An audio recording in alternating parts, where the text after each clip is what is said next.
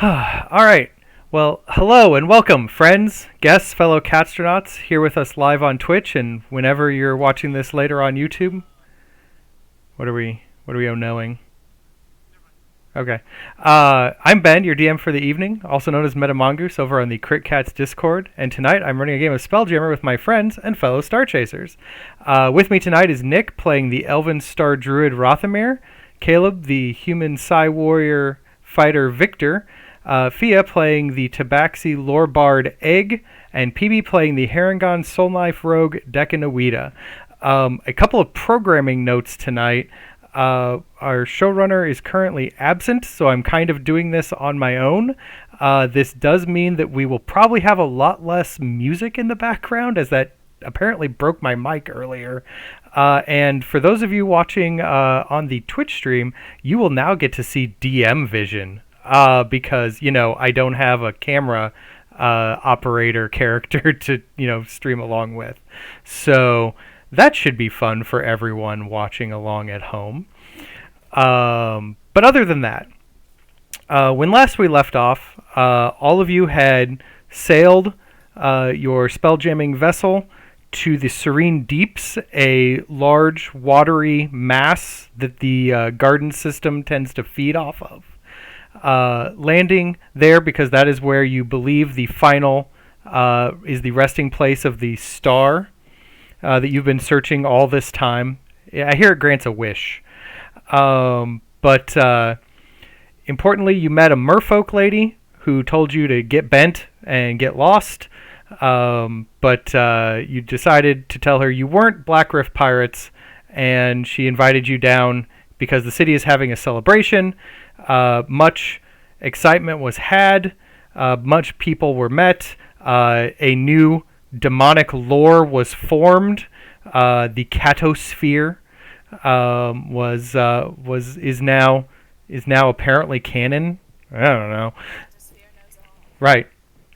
But importantly, you met with a wizard down there who was like, "Hey, there's a great demon down at the bottom of a trench." And you realize that the star went down there and is also going to break his prison, which is bad for everyone. And he sent you to go collect a bunch of things to make some goo so you could wipe it all over yourself and go down into the deeps without being frozen and crushed to death. Kraken Slick, I believe they call it. But you had acquired most of the things. But an accident in his lab caused him to lose the pure glowstone that he needed to finish his work. The good news, that glowstone is in fact a prize in the Grand Prix, the seahorse race that is going on right now, the Abysmo Grand Prix. You have seahorses ready and could be taking part in that, and as you were kind of gathering up to line up, you noticed that there was another, among the other contenders, there was a tabaxi, another catfish down here, who looked very familiar to you. It was in fact one Captain Catapult. So with that in mind, we will pick up exactly where we left off at the starting line of the Abysmo Grand Prix.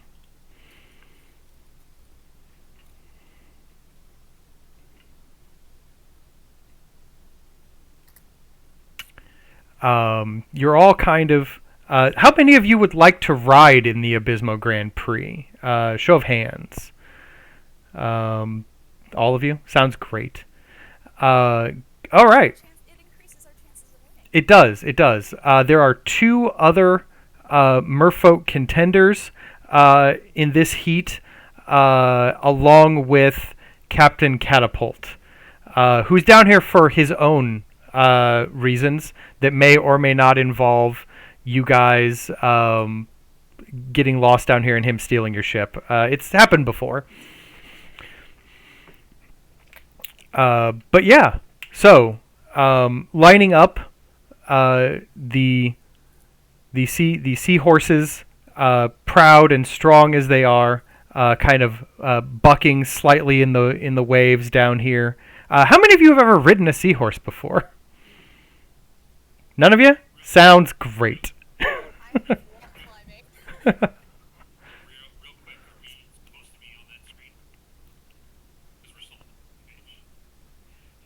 Oh, bit. Hold on a second. I moved to that screen. I did not activate it for the rest. See? Learning the back end of show running while running a game. There we go. That's better. All right. So, to review. Line of seahorses. None of you, to my knowledge, has ridden seahorses in the past. Riding a horse is similar to riding a seahorse, but different in many ways. Did you? Was he a horse? Oh, okay. It could have been. I don't know. You know a lot of people. That tracks. All right. So, at the starting conch, does anyone have anything they would like to do with their seahorse before the starting bell?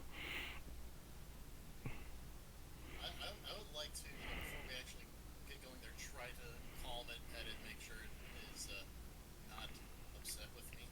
Okay.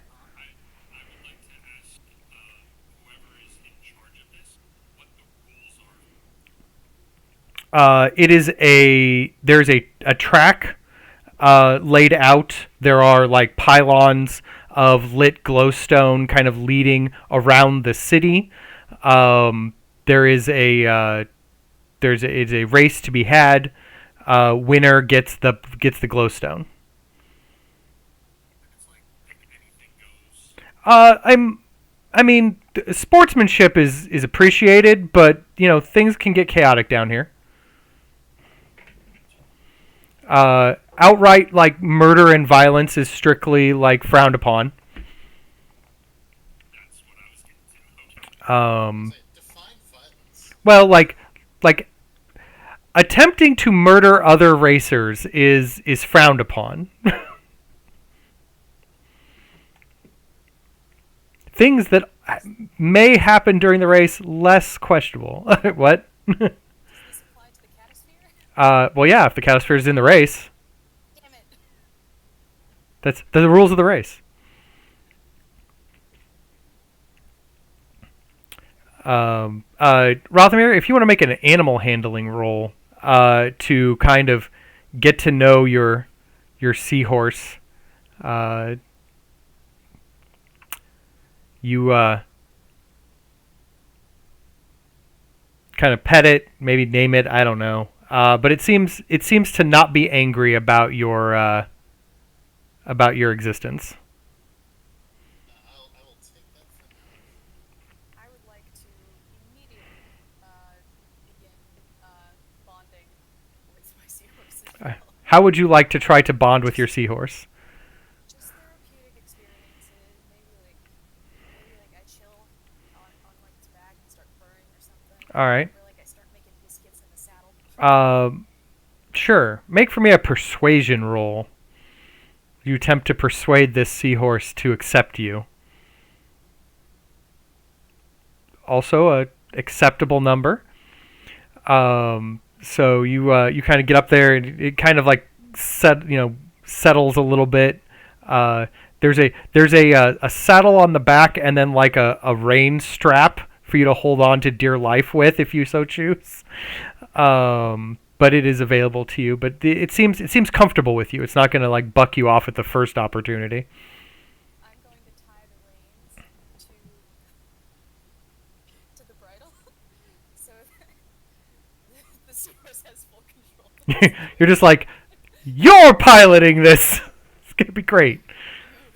You will be our champion. I'm sure that will go wonderfully. Deck, Victor, any pre-race rituals? Would I know if seahorses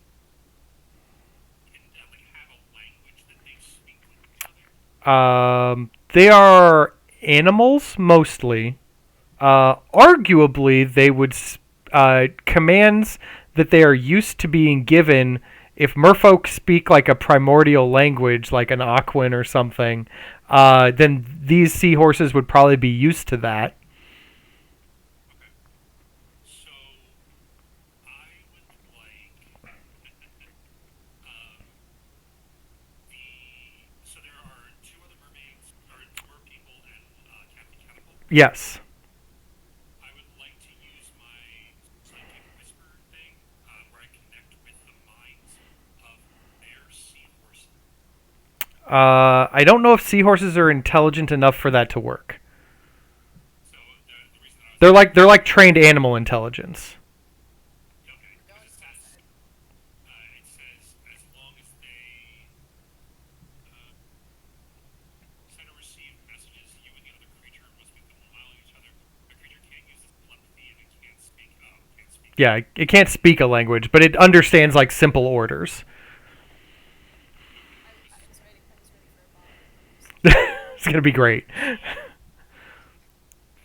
would it be that connection just wouldn't work? Yeah, like you reach out, but you can't. You can't. Their minds are too alien. Okay. Then I would like to make the connection with the two merpeople and Captain Catapult. Uh, Their do they have to be willing? no. It just says you establish telepathic communication between yourself and others, perfect for quiet infiltration. As an action, choose one or more creatures you can see, up to a number of creatures equal to your proficiency bonus, and then roll one-sided energy dice. They don't have to be willing. Okay. You reach out and touch some minds. And they apparently they don't know either. Okay. So it'll be for the next 6 hours. For the next 6 hours. Seems good. I look forward to where this is going. Victor, any? Say, do the egg strategy. Just think about egg. I've got other ideas. Victor, do you have any pre-race? I.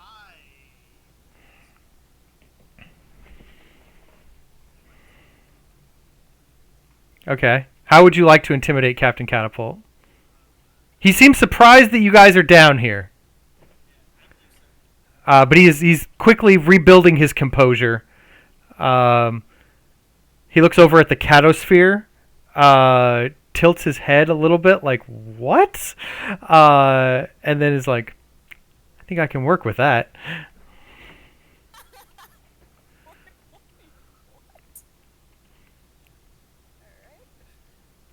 Hey, buddy. What do you want, Miscreant?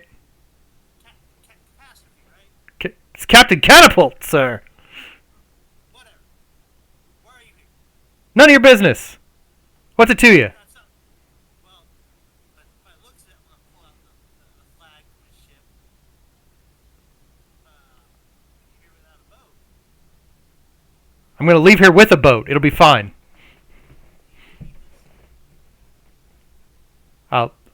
I'll get it back. Captain Catapult always gets what's his. I'm sorry. Make a intimidation roll. Look at me. I am the captain now. I'm the captain now. Captain Egg reporting for duty. Captain Egg reporting for duty. That is a 12. You seem more to enrage him than intimidate him. But at that point, a conch horn goes off, and both merfolk immediately plunge forward down the city street, with Captain Catapult directly behind, and I assume you guys also. All right. My seahorse so chooses. It seems to take to the running and go with. Now, the first thing here on this first straightaway, here are some options that you can do.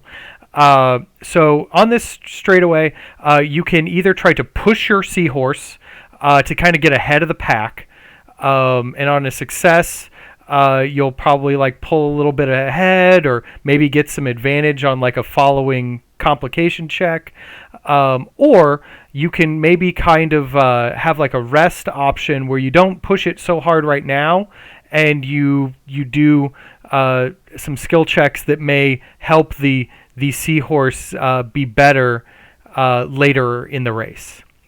So I just need to know who's doing which thing.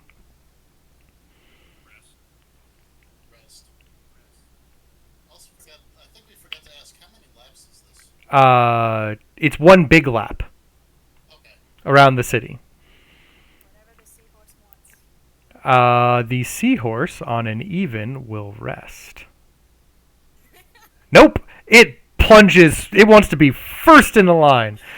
So importantly, you, Egg, I need you to make a animal handling roll to kind of get control of this thing and not get like thrown off of it. I'm an animal. I should be good at this. I am good at this. Okay, so this seahorse wants to win. And you're like clinging on to the saddle for dear life as it charges ahead. The rest of you, I either need you to make a medicine roll or an athletics check to kind of massage your seahorse and kind of get it prepped as it's kind of like cantering along for the next part of the problem. Seeing some good numbers. Seeing some good numbers. All right. So good news. Nobody fell behind this round. And Egg, your seahorse is kind of pulled ahead of the pack at this exact moment. And as you guys kind of get through that first straightaway and round to the next section, behind you there is a horrible roar that seems to echo from the trench that you just left. I need either you guys to make an animal handling roll to maybe calm down your seahorse, or it will go berserk and maybe fall back. Or if you would like to know more about that sound you just heard, an Arcana check will be required.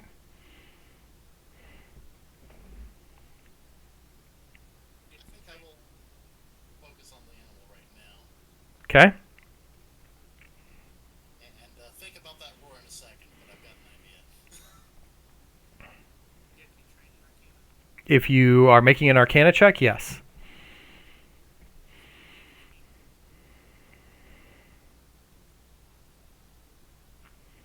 All right.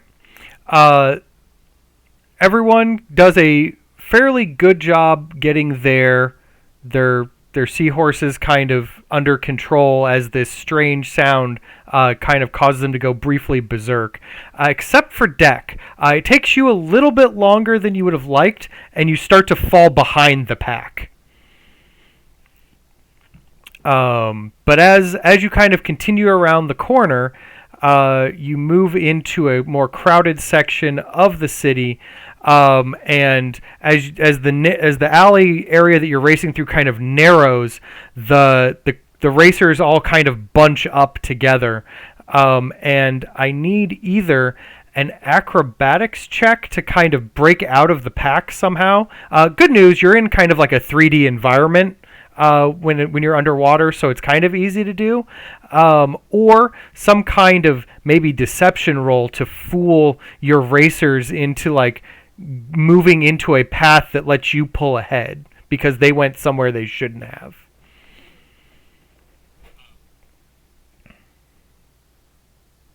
I'm going to make the connection to the two merfolk Okay. in their heads, and I'm going to say to them, path's clear on the right, go that way. Okay. That's the spot. You will get advantage on your deception roll.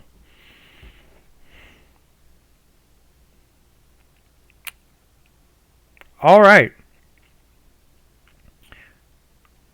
Um, Everyone pulls through here pretty well except Victor.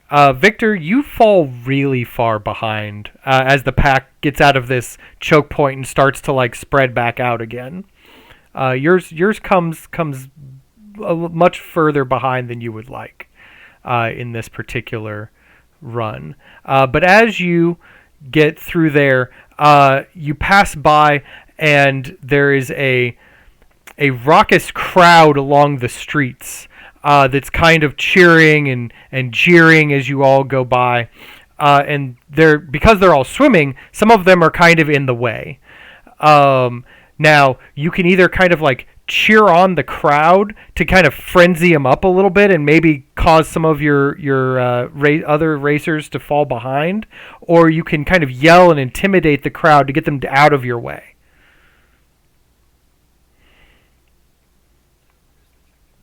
It is a performance check to cheer on the crowd and an intimidation check to yell at the crowd.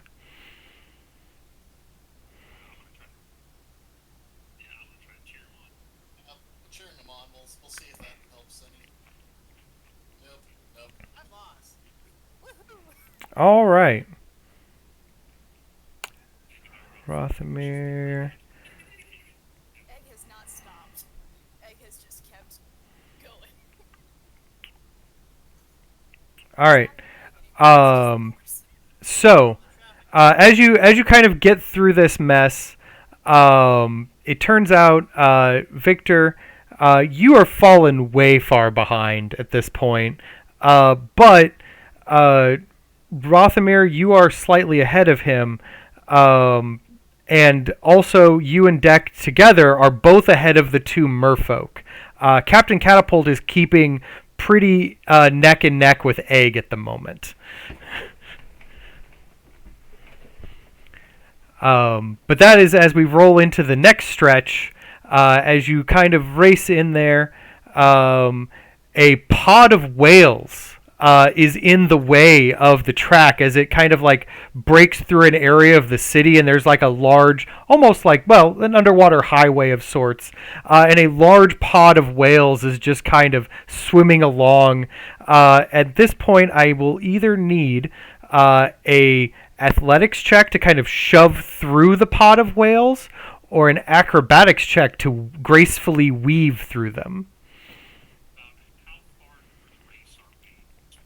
You think you're a little over halfway. If you could let me know when we're getting close to the end, like not the last home stretch, but close to that. You think you're about. This is about the turn before the home stretch. Okay. When I'm getting to that point, I'm going to say in Captain Catapult's ear, "Oh no, watch out on your left!" And I'm going to use that ring that I have on my finger. Okay. The Chaos Bolt right on his left-hand side, right in front of the horse, not to hit him. Okay. To scare the horse. All right. That will impose some disadvantage on his roll. That will definitely do that. So I've got 3 acrobatics checks here lined up, and I see that Victor did not pass. So you are definitely like way further back than you would like.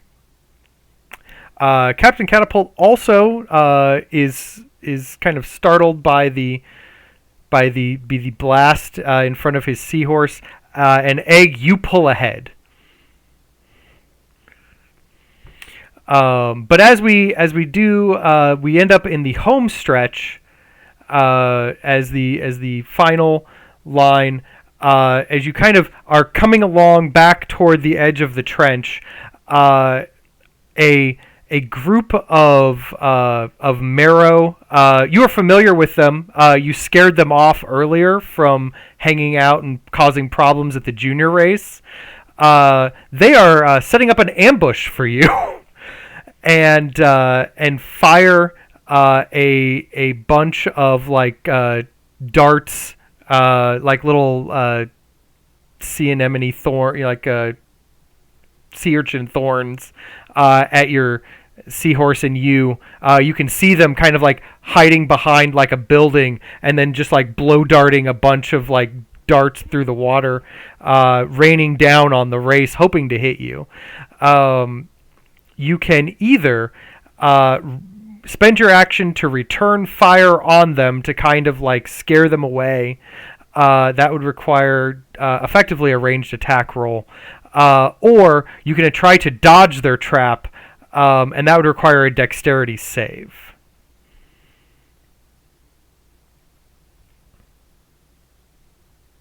I think I'll try to dodge the attack. Okay. Dodging as well. All right. At this point, how far away is Captain? Oh, Very far away from you. He is like a horse length or two behind Egg. Is he within 30 feet? Oh no, he's way, way further ahead than 30 feet. So what were the checks again? Your choice of a ranged attack roll to kind of like return fire, or a dexterity save to dodge the trap.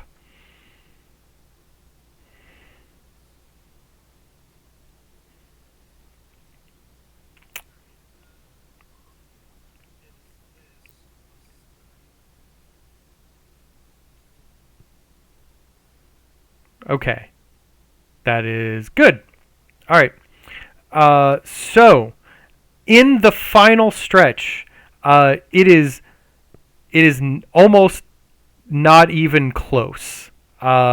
Eggs, horse, seahorse immediately crosses the finish line a good length or two before Captain Catapult and Deck, followed very closely by the pack of Rothamir and the other two merfolk, with Victor way at the end of the line. In fact, Victor, you haven't even crossed the line yet. As the others are beginning to cross the line, there's a lot of cheering. There is, you see a like a trophy cauldron full of like glowing little stone shards that's being like swam down to like the winner's circle that you're supposed to be at. And as you kind of pull up Egg, they're getting ready to hand it to you, when another massive like roar comes from the trench, and everyone kind of like in awe kind of like turns to look, and you can see like a viscous blood kind of rising up out of the trench, which is not good. It's not healthy. And that is Blood before.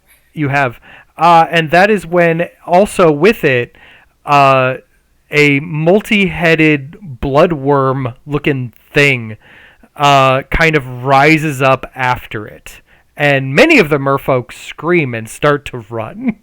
But some of the guards and others kind of stand firm. Real quick, Ben. I just checked the audio. Your audio is really loud, and we're all very soft, so it's hard to hear Ooh. the dialogue in the stream. Oh, I'm sorry. Thanks, Killer, for pointing that out. I don't know how to fix that. Hold on. talking louder. Well, Yeah, no, don't. Hold on. Hold on. Just yelling, and everyone else in our households are like, Can you turn us up on Discord? Maybe. Let's try that. I don't know where this. I have those controls. we can always just keep talking until we have verification on that. I have. Technical difficulties. I know, right? I have raised everyone's on Discord. We'll see if that makes a difference. Can we get a sound confirmation? Talking to chat, just making sure. Can anyone verify? Is it louder? Is it quieter? Does it actually matter? We're Does still, anything matter? still getting the thumbs down. Okay, so that didn't work.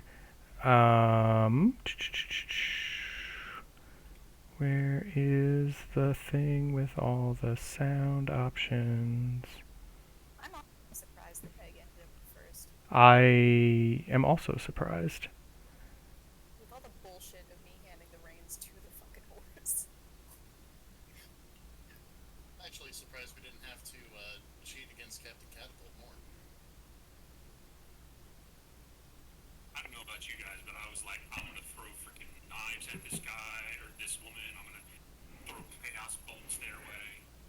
Just not a bad Um. person. Oh. All right. You guys talk real quick. Talking Talking. at normal pace, or do you actually want us to go like a full micro machine? No. Just I'm trying to see what sound things move when you guys talk. Okay.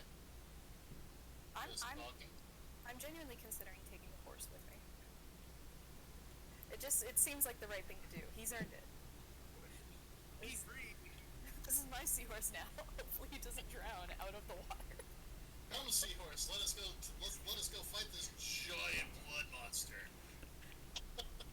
Cthulhu shall be slain with my seahorse. All right. I don't know if this has fixed it. It probably hasn't.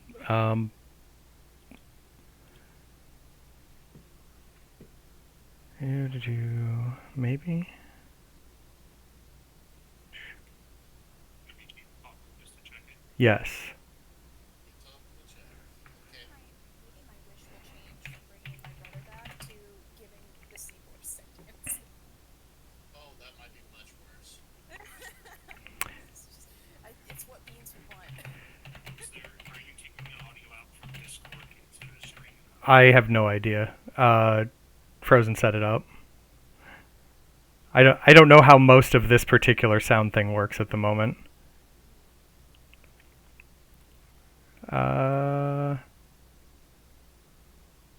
right. Well, we'll see what it works, and maybe we'll do better next week on that end. But until then, I will try not to talk as loud so that it sounds more like you guys. But Fireside chat with Ben. yeah, Welcome to D&D ASMR featuring Metamongoose. right. That is what it is. GL day. Have I? No. Did somebody say ASMR? No. All right. So importantly, these merfolk scatter because, of course, they do. These seahorses kind of go a little crazy because that thing's dangerous. Does my seahorse go crazy? If you make an animal handling roll, it won't. I will do anything for this horse.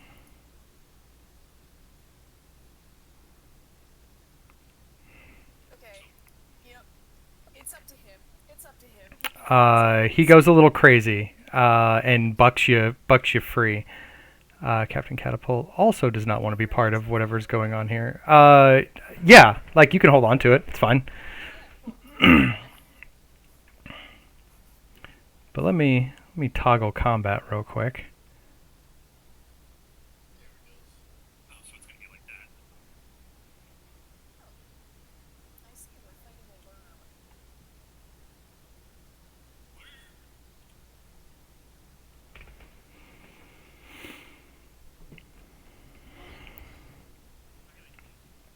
A little bit. You're in danger. Have you seen my dice time? But beginning combat. Victor, you're up first at the moment.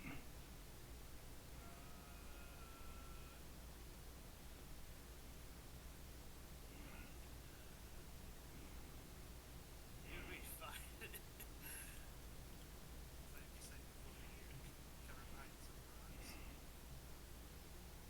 Nothing can hit me, right? Yeah, nothing at all. Nothing at all. The Merfolk Guard is also going to follow your example and kind of cower behind these rocks for the moment because that thing could swallow him whole. And then Egg, it is your turn. So I have the trophy in my grasp. Yeah? You do. Cool. I'm going to quick stuff it in my bag. Seems good. And then,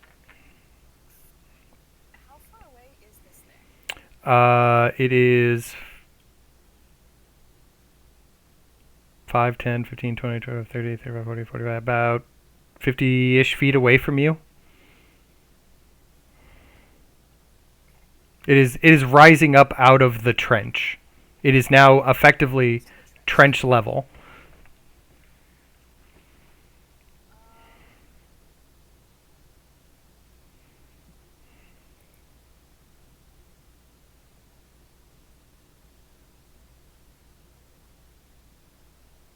oh, let's uh, let's see if this works. Um, I'm going to uh, swim up a couple feet because I can do that. And I'm gonna remember to target the thing and cast Snowbox Snowball Fireball. Are you singing from the Book of Carols? Yes. All right.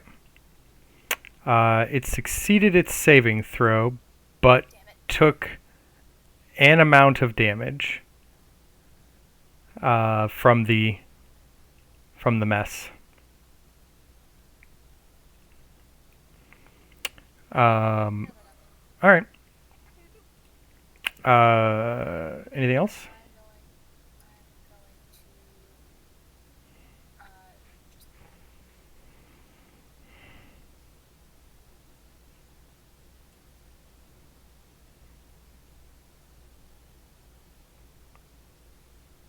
where I am.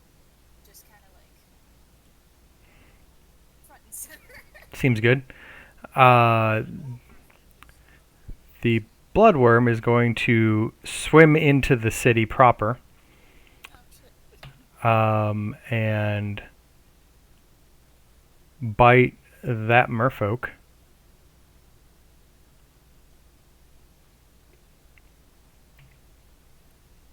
And then bite that victor.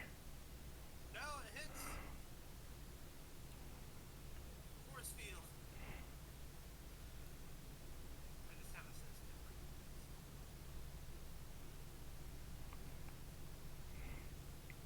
Ouch. Yep.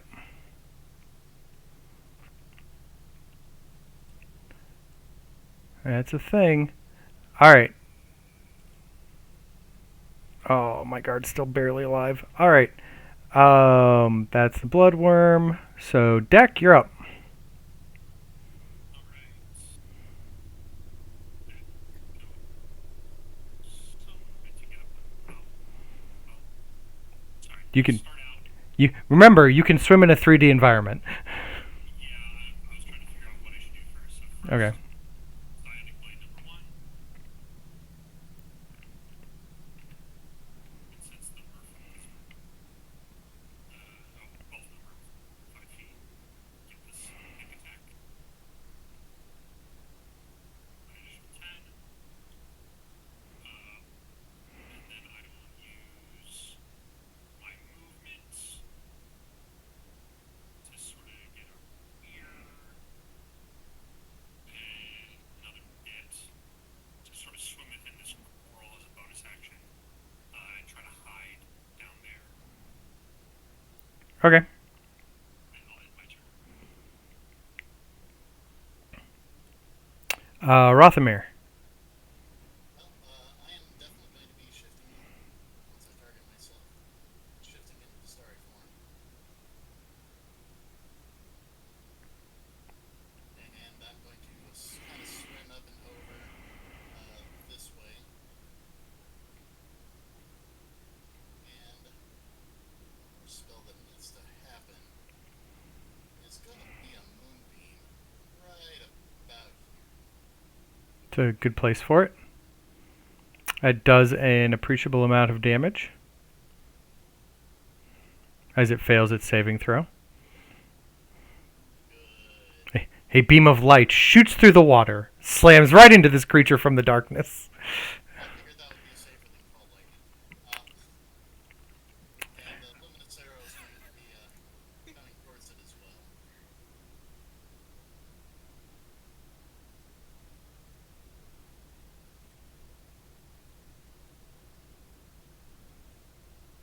And then I will end my turn. Alright, at the end of your turn, some more merfolk guards and the captain arrive.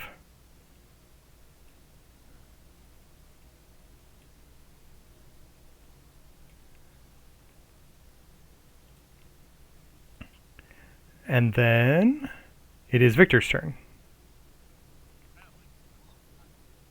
You are level 5.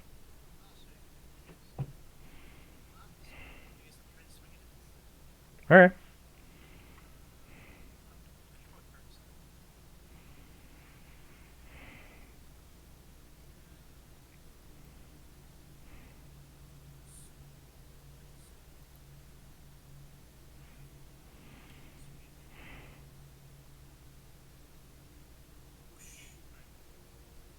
That one did not work.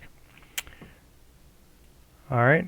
The merfolk guards will all get in on this and begin stabbing at the creature with spears.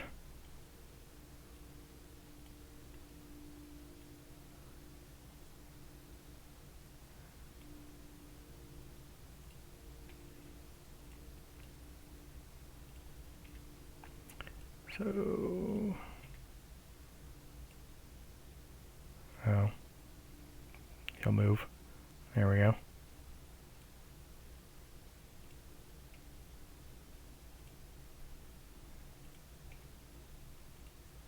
There we go.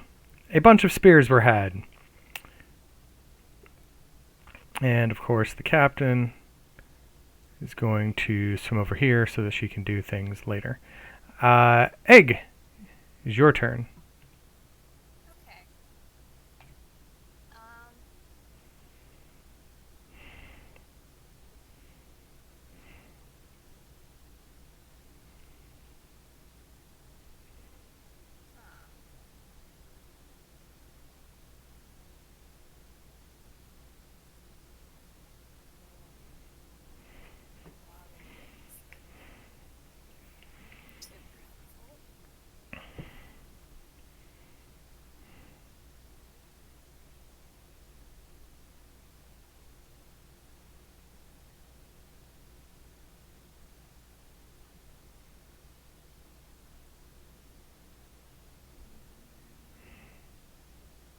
This is frustrating. You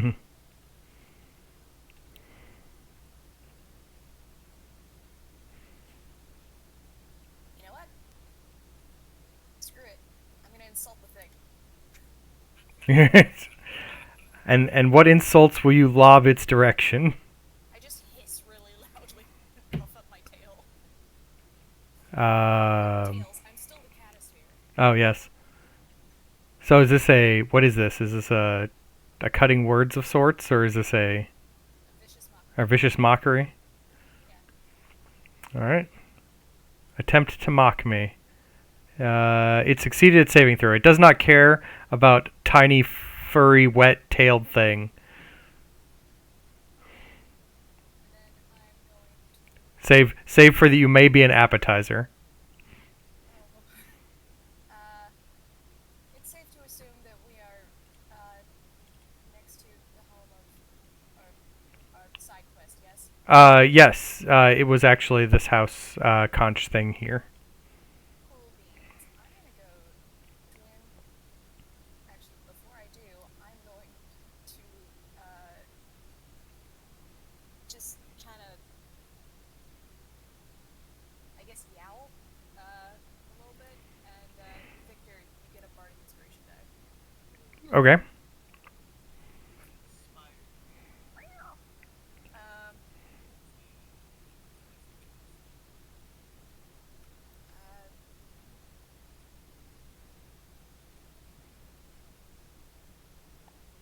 If that ends your, It's just a D8. that ends your turn. No, I'm gonna quick then hide over in the doorway. Okay. And keep my back. You hear a lot of clanking around inside the building. Lot of like glass and things clinking together. Anyway, it's the bloodworm's turn. So it's gonna bite a dude. And that guy dies. Oops.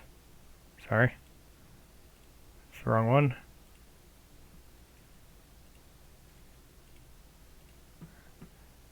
You get to live again.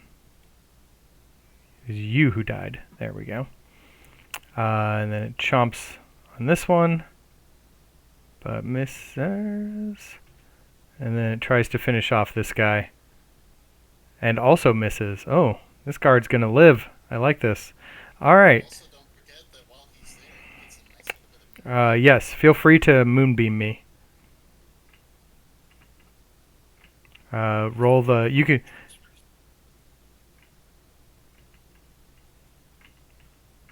Because it's just a deck save? It's a con save. No, I take all of it. How much was it? 10. Got it. Alright. Thus, we now move down the combat tracker. Sorry. To deck. Out of the coral, you see a static blade go flying out towards the worm. And then another one with some snick attack. And then just slinks back in and tries to cover myself up with the rest of the coral. Is Captain Catapult still around? You seem to have lost him in the crowd. Alright. I'll try to reach out with the telepathy. What's the range on that? 1 mile. Oh, yeah, he's still within a mile. And I'll say, you coward. You lily white coward. Lily, you hear back, Lily White Coward who will have a ship in a minute!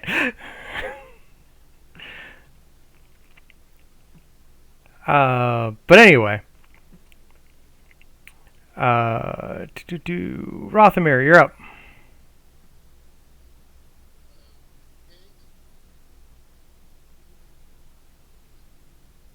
Well, we'll just start with a luminous arrow on this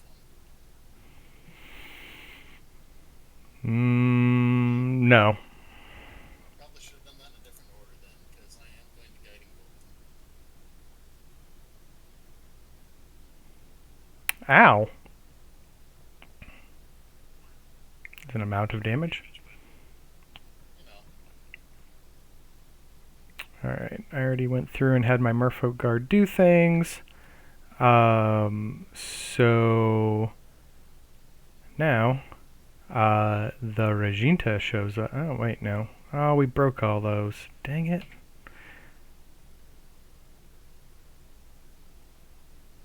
Well, that's a mess. I'll fix it later.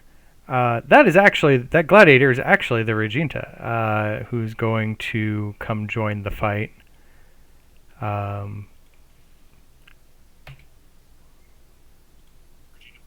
Yeah, her.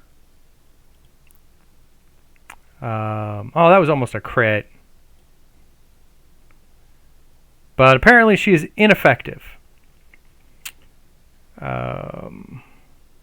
And where's my wizard? I lost him. No. That's the captain of the guard. Alright. That's everybody. Alright.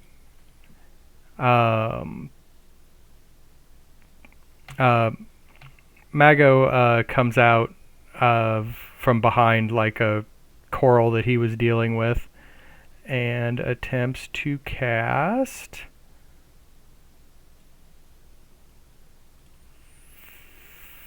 Fireball there.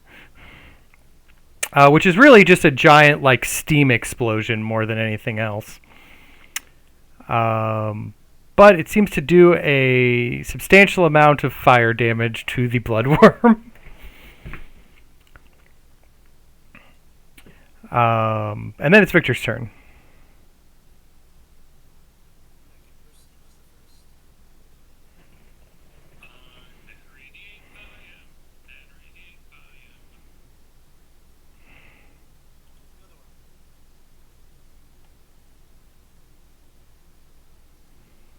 So yeah, my damage is not working.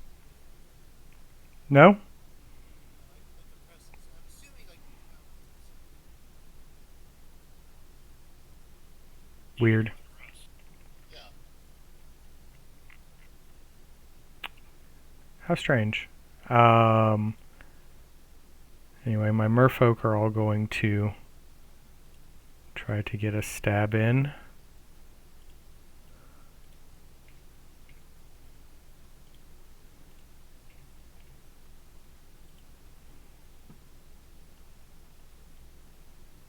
And the captain's gonna come in over here.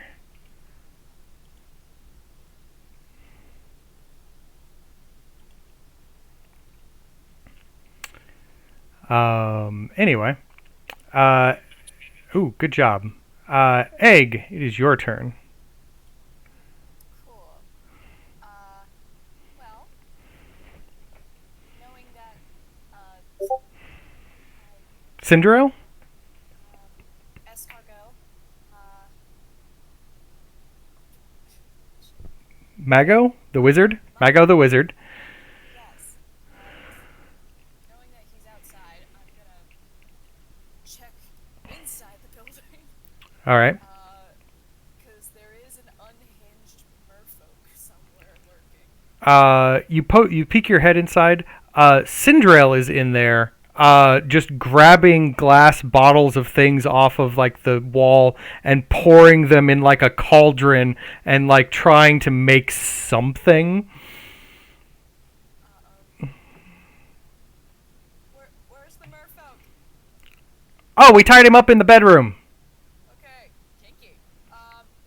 So, what you making there?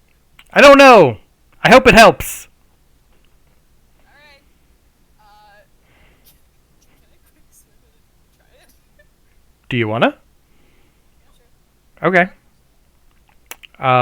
Yes. You can. It smells noxious and looks kind of black. Bring it on. Okay. It tastes weirdly like strawberries.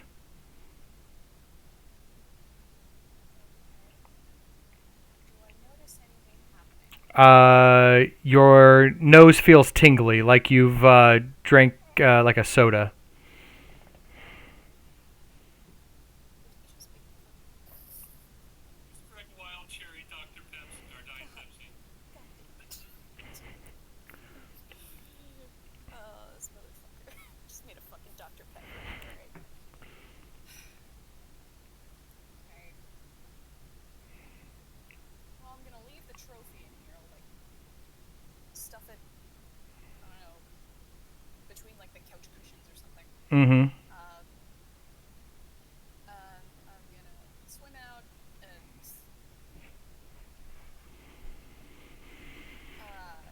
take two. Hiss again. Okay. That does some damage, Yes. Huzzah. Cool. and it is a disadvantage on its next attack roll, which may save the life of one of these merfolk guards. Alright. Cool. That'll be my turn. All right. The bloodworm is going to. Should we do the nice moonbeam first? Yes.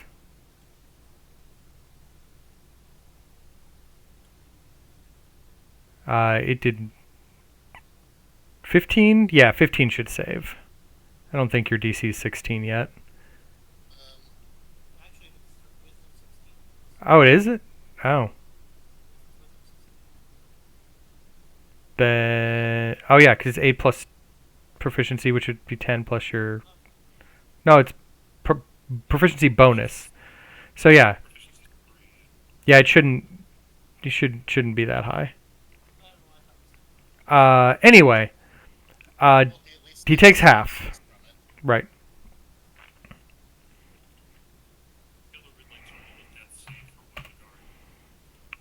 Do what? Killer wants to roll a death save for one of the guards. Well, let's see if a guard dies first. That guard did die, so hold on 1 second. One death save coming in. Oh my god, he's alive with 1 hit point. That was worth it. That guard lives. Name this card. He's a hero now. All right. Go on to tell his grandchildren about the scars. Kind of. All right, Deck, you're up. Bloodworm. Out of the coral comes Sightwing. And that one hits big attack.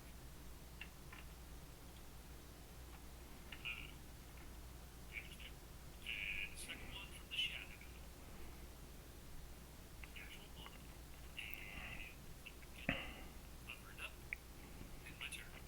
All right. Rothamir. We're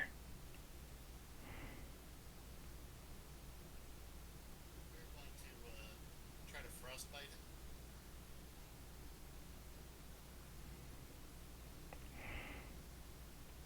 Well, it does an amount of damage.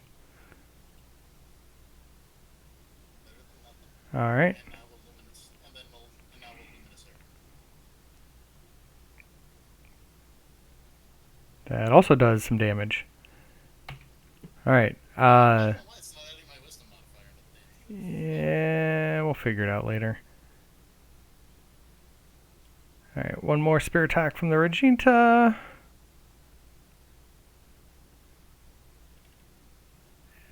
She finishes it off. The large bloodworm parts just kind of like drift and hit the side of the trench and just kind of lay there bleeding out into the water. It's kind of gross. But as this fight kind of comes to a close, the Mago... Here, let me end combat real quick. Yeah. Mago kind of comes over and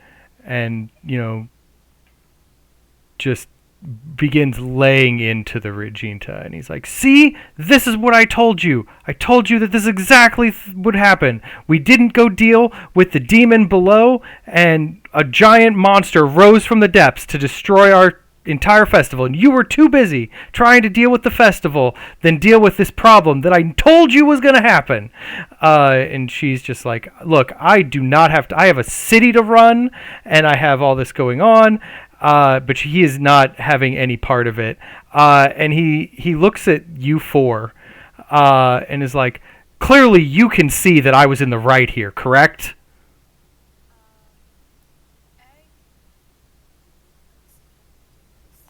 I can't. Never mind. Might as well. Egg is gonna swim towards the Regenta Mm-hmm. and gonna look up at her. So I've seen the demon. The demon has seen me.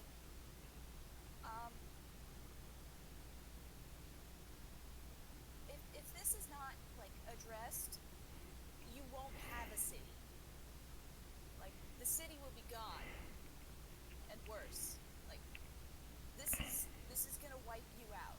Like even if you could have also like cut off the festival, and I'm certain that people would have been understanding because you have a giant fucking demon in the trench that is threatening to come out and consume you. I'm certain people would have been like, fair enough. You've got to fight the fight. And it makes no sense to just let this happen when you've seen evidence and like somebody fucking warned you and it took me. I'm a fucking 12-year-old cat. It took me to fucking see that shit. This is the way.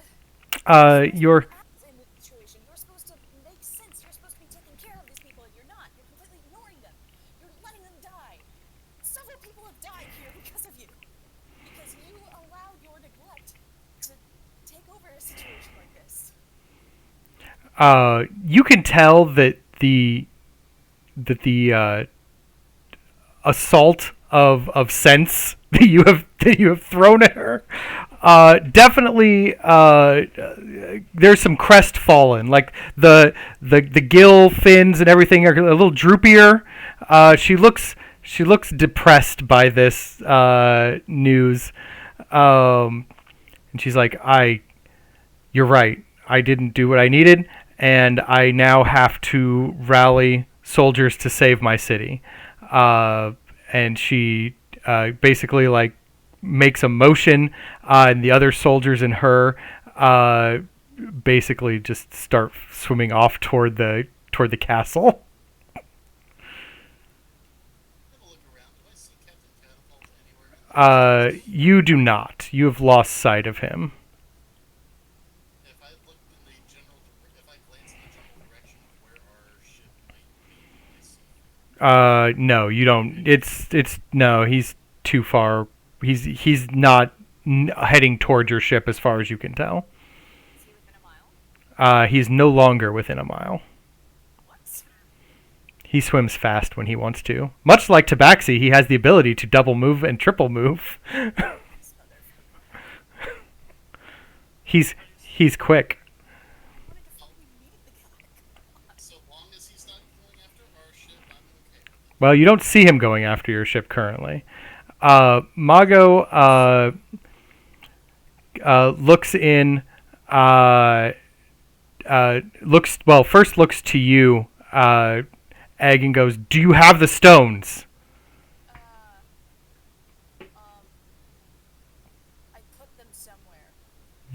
We don't have time to waste. Where did you put them?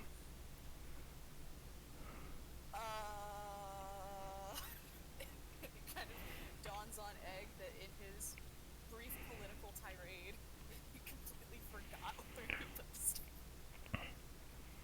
stuff. There's a small soot watery explosion from inside Mago's house. Like out the front door, just a wave of black sooty water like shoots out the door. I'm going to try to look inside a window since I'm kind of right there. Am I able to see anything inside? It's very silty in there at the moment. Egg is gonna see this, and Egg is gonna begin freaking out because if Sigil did that, he knows what's going on in my tummy. At some point, Syndril comes out of that mess, covered in like blackish ichor, holding like a pot that has like little bits of glowstone floating in it, and he's like, "I'm glad you brought this to me, Egg. I could finish it just in time." What is it? And then he looks and goes, "Oh, you already beat it. Well, I think the Clarkin slick's done. Either that or this'll melt your skin. I'm not sure which, but we're gonna find out. Deck, give me your arm." I'm going to swim away for a second. I got it, guys. He like grabs a handful of it and just starts slathering it on you. You instantly stop feeling like the cool of the water. Like, so I've been covered in goose fat. A little bit, yeah. You peed in your wetsuit. That's a thing. If you're underwater and you want to get warm, Mm-hmm. in a wetsuit, you pee in the wetsuit. It's a thing. Don't give me those eyes. We're not judging you.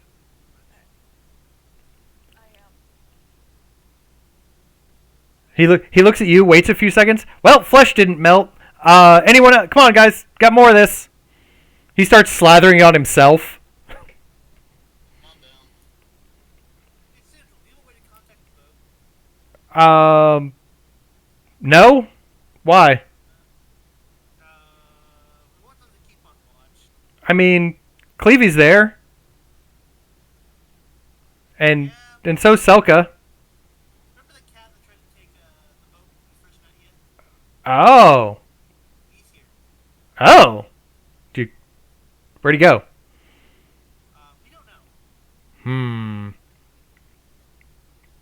He's gonna start taking off his costume because it's probably difficult. Well, do you want me to go back to the boat and warn them? I was about to suggest maybe you could like, you know, take a seahorse. Mine's pretty fast, and like get to the boat.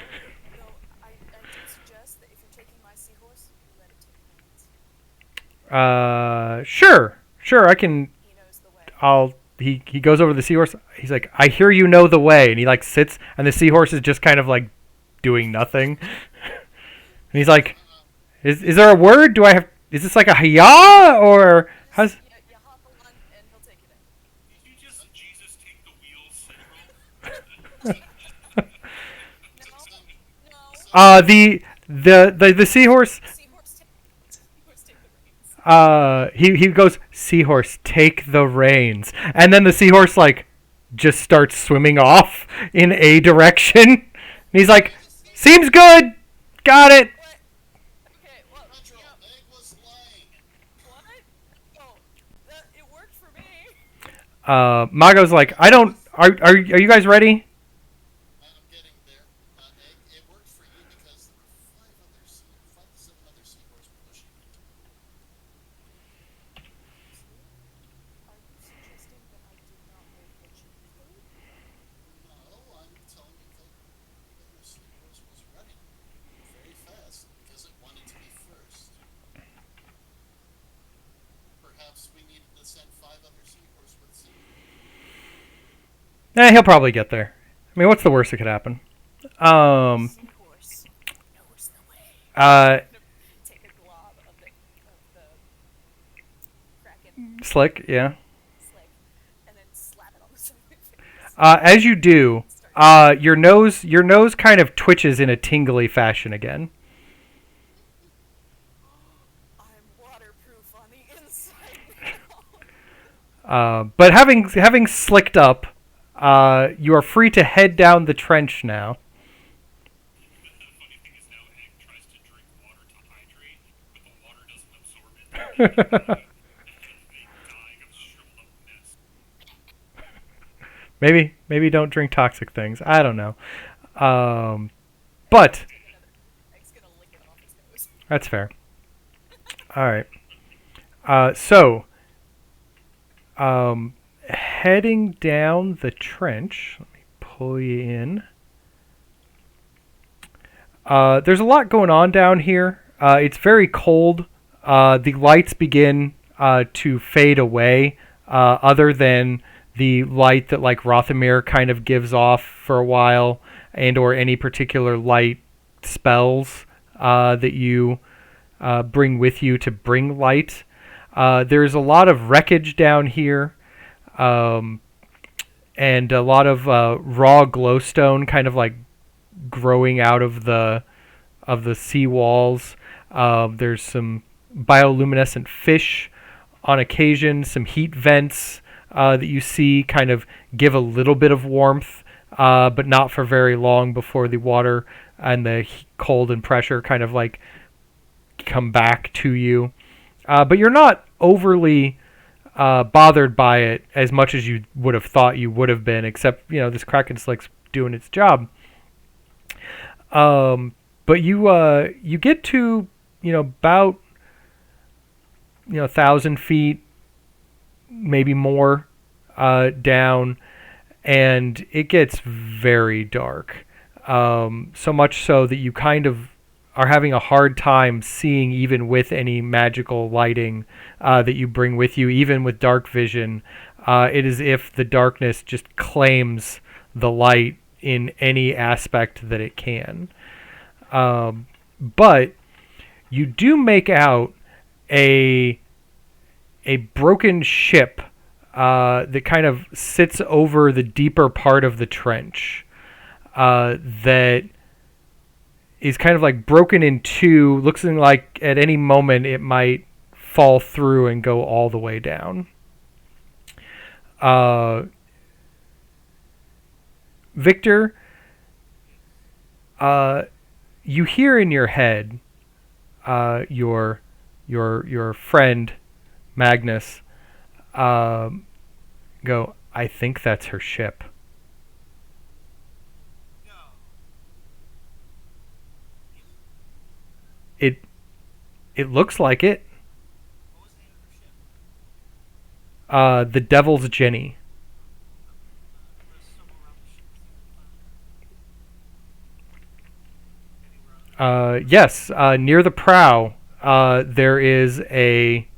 It is kind of covered in a little bit of crustacean, and has shown some damage, but it does make out the Devil's Jenny. Huh? No, the middle one, the one that's hovering over the trench precariously. guys. I think this is Crimson Kate's ship. Who's Crimson Kate? That doesn't look. Good. I didn't think she would be. No, it was taken by the. The warp storm. You know. No one's going to answer Egg's question. Oh, she was a pirate. She was a pirate. And like all pirates, she had a lot of fun, shiny things on board her ship.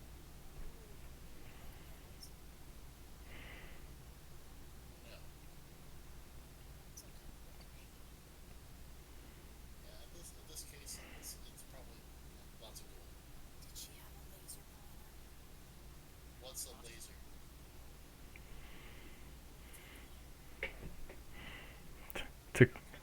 It's a cool magic device. Fascinates cats. Um, Still not getting I'm gonna try to look around too without disturbing the vessel in any way I can. you can definitely be around the top deck and the outside without disturbing the vessel. Anything more than that may require some rolls. How's it looking on the underneath? Damaged. Heavily. Yes, Egg. How small are the windows to get in? Small enough that an egg could fit through. How interesting. Egg would like to squeeze through a window. Okay. You can slip through like one of the cannon ports pretty easily. Inside, the ship seems to have been kind of cloven in half. There are rotted beams that are barely holding themselves against each other. But there are dozens of like locked chests just filling the inside of this vessel. You can imagine that if they're full, the weight of them would be enormous. I was told there would be shiny ones here, so I'm gonna try one of the chests. It is locked with a giant rusty padlock. I'm going to attempt to. I don't think I have lockpicks. Do you not have thieves' tools? Because that is what will be required. I don't. I'll go out. I'll go to the window and I'll say, deck, deck,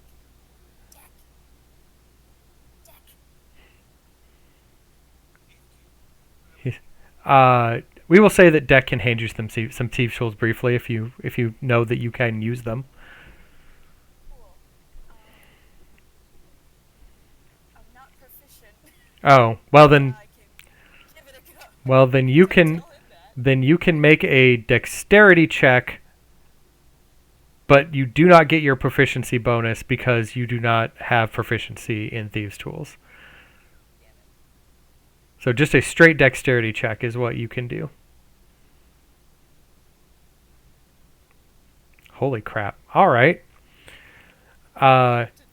It turns out that even though you don't know how to use thieves' tools, maybe it's just that these locks are rusted. Who could say? But you pop one much easier than you would have thought. It turns out that like anyone can use thieves' tools, I guess. I have no idea how I did that. You just jam things in the lock and move them around, and then it lock breaks. That's how this works. Being a rogue isn't too hard. Easy. But you pop the lock, and you open it up, and so many coins and jewelry, like to the brim.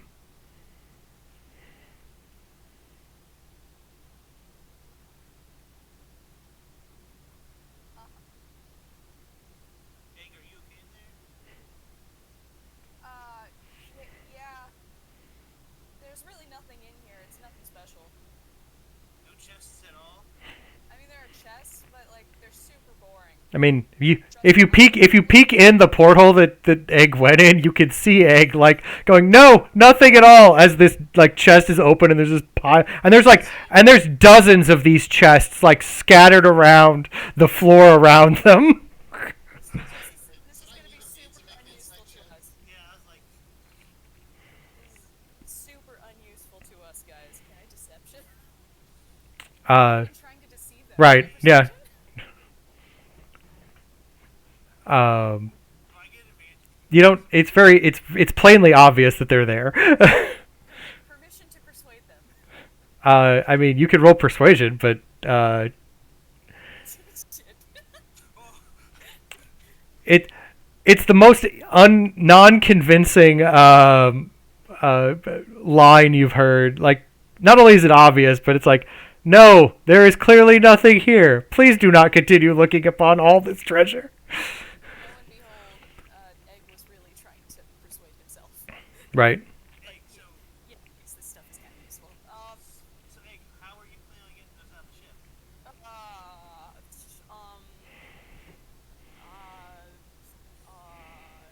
Seahorse?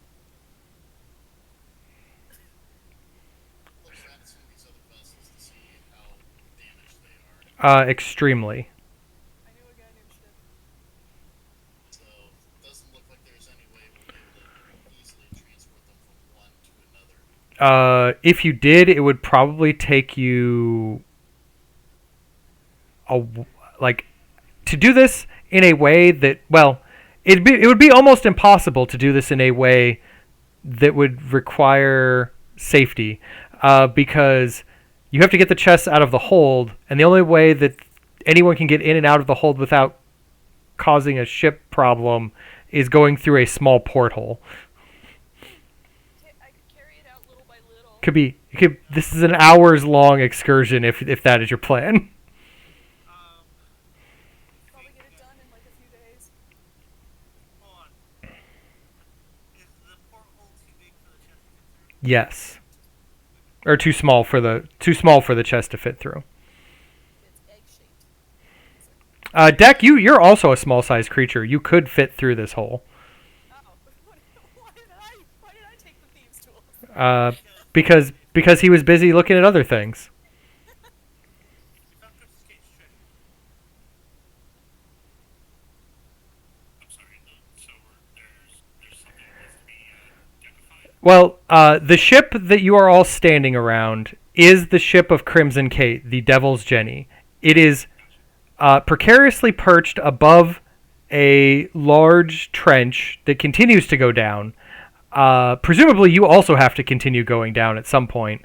But the ship has been discovered to be full of dozens of treasure chests, and one of them has been opened, revealing that it is filled to the brim with coins and gems. And not like the junk coins, the gold coins. I will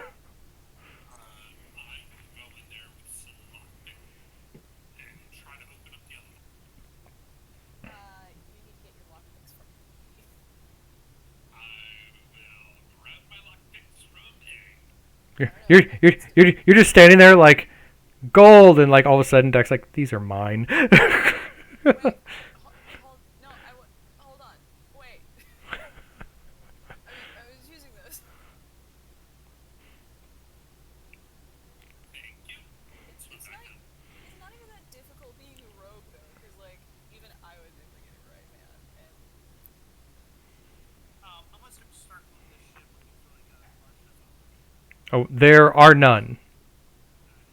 The entrance the only like way in is through here, and that has been like partially caved in.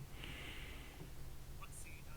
So the under is just open water, isn't underneath it? Under the ship, Yeah. yes. Let's say I'm trying to think of some way we could, get something underneath it to keep it from falling. That would, and then come back for it later. But The only thing I could think to do is we have climbers kits. And we pin the walls here. And try to tie it around the window. Well, it's been here for a long time, so it I'm doesn't actually seem surprised. like it's likely to shift anytime soon if it's settled here. I'm genuinely surprised that the bloodworm didn't fuck it. I mean, arguably the bloodworm probably came through a different opening. This is a large trench. on another note, we are going down below this to, fight a demon. Yeah. So We could just get it on the way back. Structural soundness can change. So we're using climbers kits. Was that your? That's my only thing is to fasten it. All right. I take it the chests are all on like one side of the. No, they're all along the bottom of the boat. I mean, it's an hour, guys. We can try to get all these chests out. No. This is a job of ours. Oh. What if we were to move all the chests to the edges of the boat? So it at least put all of the heaviest weight on the side with the most structural support. You and Deck could do that. It would take a while because neither of you are strong, and these chests are heavy, full of golden gems. Victor, lend me your strength. If you guys want to do that, I will start fastening. All right, Victor, make for me a survival roll to appropriately anchor the boat. I will rock you and help me out. hold on.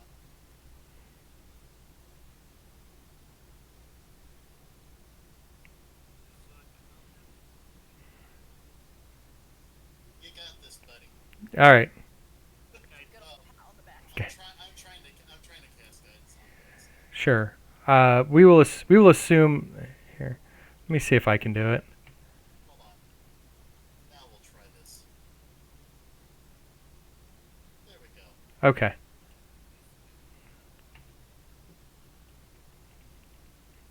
All right. You're guidanced, and you're being helped. You rolled really well.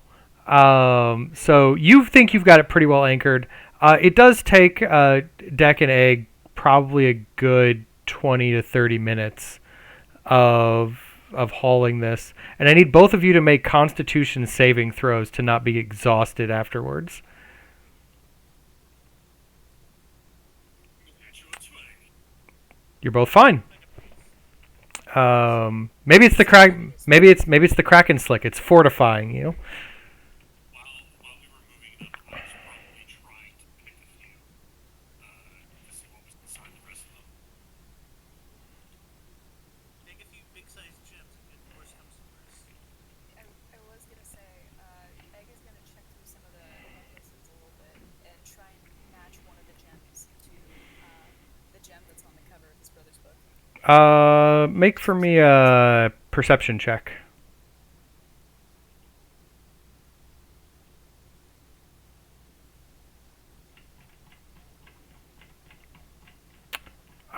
You do find one. You find a gem of similar coloring. I think like an amethyst or something. It is kind of cut in a starburst pattern. Princess cut. Yep. Alright. I'm gonna attempt to put it around my neck, but it goes over my shoulders. But Okay. I'm repping my brother now. Got it.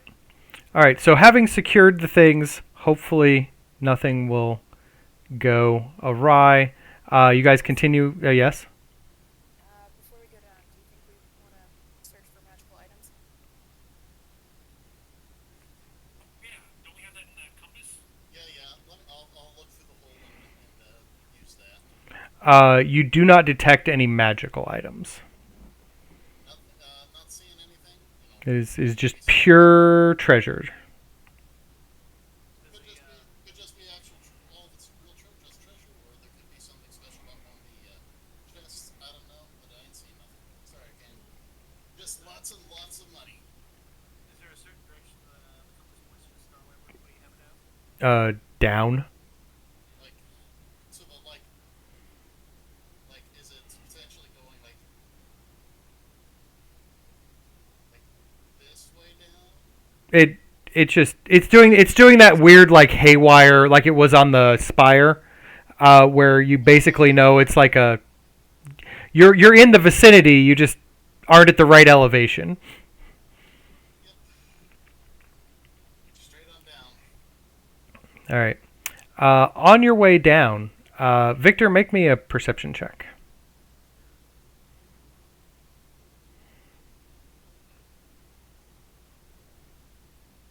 Sounds great.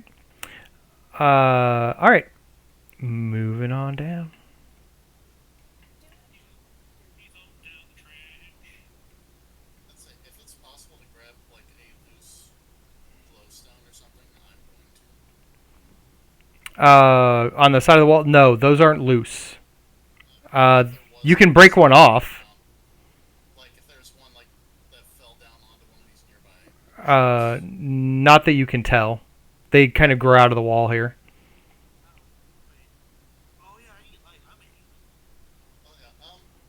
If I can break one off, I will. Okay. I can do this for pickaxe. I mean, you don't need to make a roll. Like, you have the tools necessary. You can break one off, is what I'm saying. Can I take one and hold it between my teeth? It tastes like rock, but yes. I still have dark vision from this potion that I drank from Syndrome. You do, and in fact, it is making it so that you can see much better than everyone else down here. Egg, as you put that rock between your teeth, you feel a pressure kind of building in your sinuses. Oh, And go boom. I think I'm gonna sneeze. I have a trouble making cat again, causing problems, biting things that they're not supposed to bite. All right, so getting further down, rock in mouth, rock in hand, glowy eyes doing the glowy eye things. The darkness and silence here kind of thickens as you kind of approach the very bottom of Sipoctli's trench. The pressure is so intense that it almost feels like your limbs are kind of moving through like a thick mud rather than water, just from just the sheer pressure of it all. But it's almost with no end in sight. It continues on until very faintly you see a glow, perhaps only imagined at first.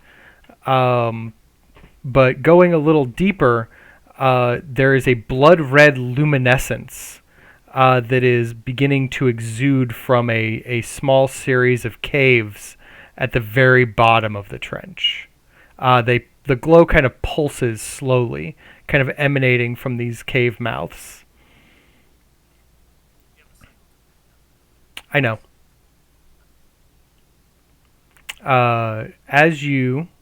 As I cycle to the new map, you get to the very bottom, and you do see that the caves lining the floor looks like they were carved out and lined with all kinds of ballistic weaponry, like all kinds of spear guns and stuff like that have long since worn away. There are statues of krakens just kind of tearing apart ships. as you kind of hold your compass to hold real close to see, the arrow kind of points in the mouth of like the bigger cave. There we are, friends. Kind of heading on in that direction. Okay. You find yourself at the mouth of a cave. It is very dark in here until such time as you enter in, and then let me know which direction you would like to go. How much light is About from outside the cave, about maybe 10-ish feet around you.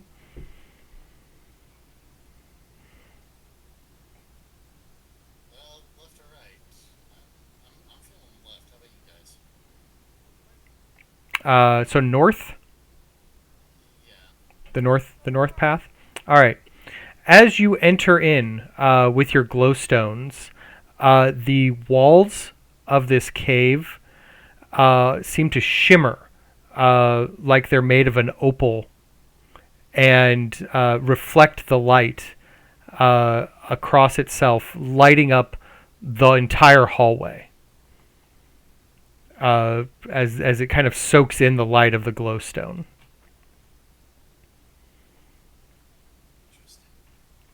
Interesting. This area you find yourself is just a bunch of strange opal that has been carved out. Every single time one of it glimmers in a particularly shiny way, I'm gonna try and slap it. Did I happen to see this thing as I don't know what thing. that thing? Yes, you do. There's a glow coming from down that direction. That's a weird thing back there. It's more glowy.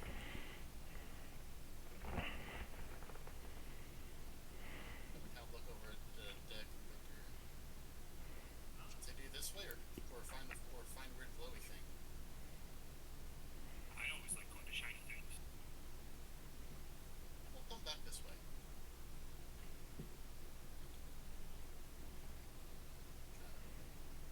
Start heading here. All right. As you head that direction, don't go too far. Beep.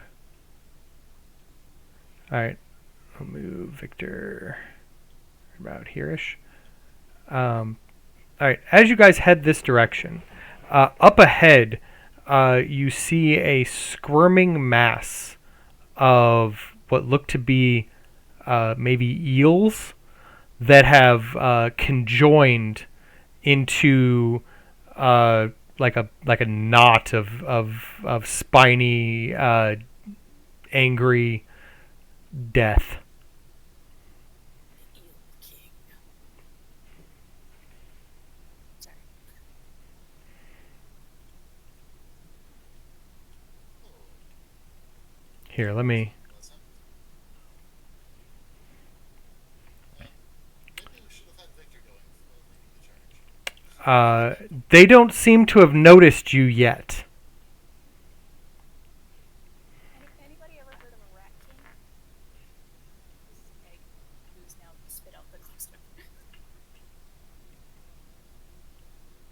back away from it? Back away slowly. All right, you swim back that direction. They don't seem to follow you or notice you.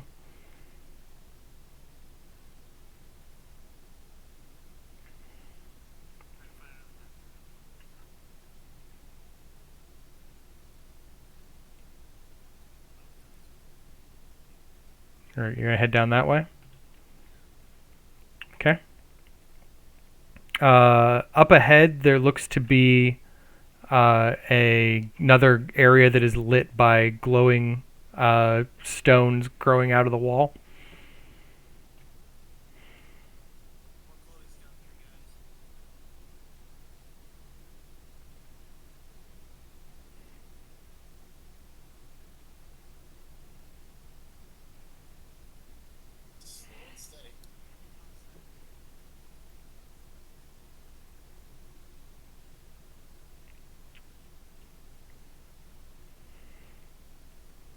as you kind of creep along. Deck, you and Victor are the first to see it. There is what looks to be a iron statue, massive in size, easily twice as big as you, that kind of sits in a grotto area. Is very fearsome looking. It's near a marble platform, and it has a sword at the ready, kind of raised at an attack pose. That is what you kind of see there.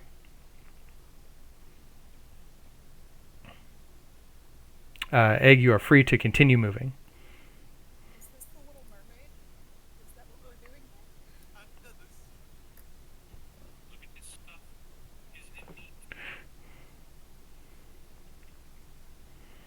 As long as we don't get impaled by a thing in the jig, All right, Deck, as you and Victor kind of move by, the iron golem, its eyes flash with like a yellowish light, and its arm tries to move, but cannot. It seems to have rusted in place.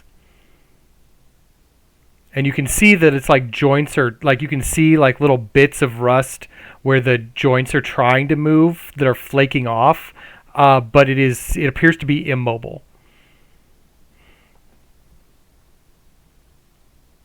I just think it's immobile.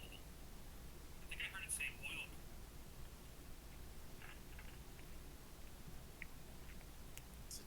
does it look like it's trying to attack us? Or Maybe. You want a heart?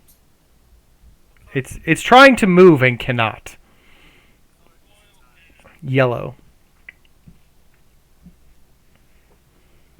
Has like glowing yellow eyes.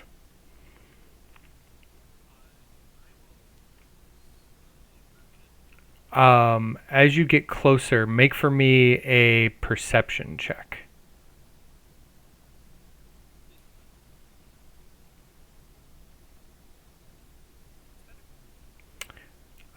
You hear a like a muttered or whispered, "Free me, free me."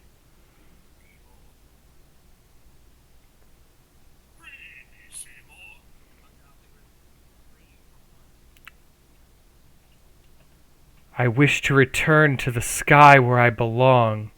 I was bound to this statue too long.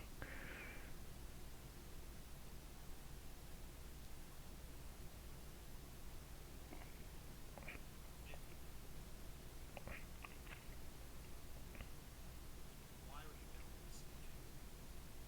I am seeing something. You hear the whisper. Long, long ago, the merfolk lords bound me here to guard the demon. It has been so long.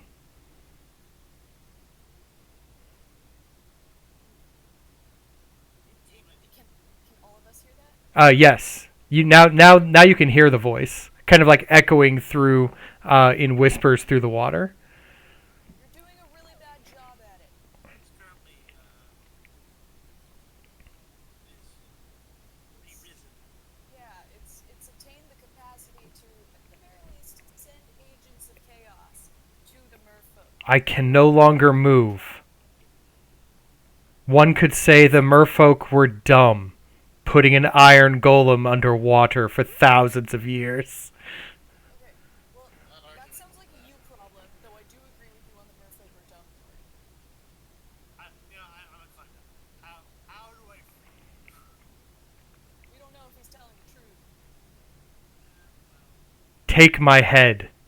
Bring it to the sky. Dude, I just met you. You're gonna have to pay me like minimum of $20. You know what? I've already had a whole bunch of check. There's one more woman. I will remove said head. All right. I need two things from you. As you go to grab the head, I will need a strength check to wrench it off. if you wish. What? Let's see if I got any of them on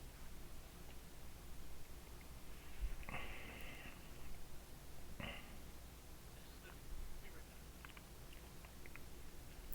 Uh, Upset that my notebook joke was not. It was a Vine it reference. was. Come on, It, guys. well. All right. A what reference? Freaking boomers. Worse? Wow. We're look. We are elder millennials. Thank you very much. Oh yeah. And Yeah, sure. and I'm not sure, but Nick may be like baby Gen X. No, I prefer the term Oregon Trail generation. Yes. Yeah. Oh god. The one where you put your enemy in the right spot so they're the one that got dysentery while you're traveling to Oregon. Yeah. Pretty much. Yeah. All right. So you pop the head off with the crowbar. When you go to grab it, uh, give for me a wisdom saving throw. Oh. Do I still have inspiration? Yes. Thanks for being fine. Okay. You feel some kind of magic trying to like tear at your mind. But you're like, look, I've got a hitchhiker, and also I'm a Jedi, and this doesn't work.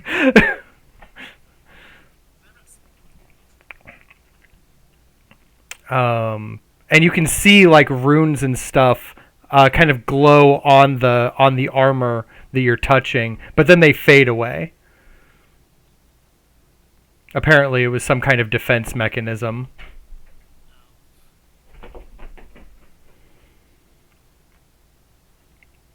Uh, so, but you now have a head, and it is. I'll just, It looks to you, to the sky. here in a bit. You're gonna have that with you the whole way, man. Yeah, you're good. It's gonna be a minute, man. I'll take some rope or whatever and just try to Hold tie on. it. I'm gonna look at this head. Is it like an open helmet or just like a solid chunk? It's kind of like a closed helmet. So, We're too miss. so he won't be able to just put that on. No. Okay. I was hoping for you, Victor. I don't want you to do this. I'll like tie some up around it. My belt. Like the head from God of War. Yeah. So humiliating. No, he's fine. You're getting him out of here, and that's what he wants. Where to from here? What's Can we still talk to that head? Yeah, so fast? if you wish, Hey, where's the demon? in the binding chambers. Which way is that? Which way are you going? Trying to find the demon. No, like you're here. Which way are you going? The entrance is to the north of us. If you're heading south, you're going the wrong way. He just needs to know which direction you go so he can tell you if you're going. This is like a hot or cold. He can't give you directions per se, but he can kind of like tell you if you're doing it wrong. Rothamir, you've headed south into a room. You can see that the walls of this room are like carved with all manner of demonic glyphs, covering all sides of the chamber. Some of the runes, in fact, incorporate precious gemstones, opals, rubies, emeralds, set into the wall itself.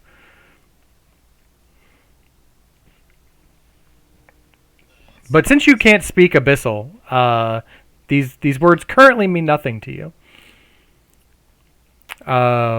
You could make an intelligence arcana check, but that's about it. I'll give that a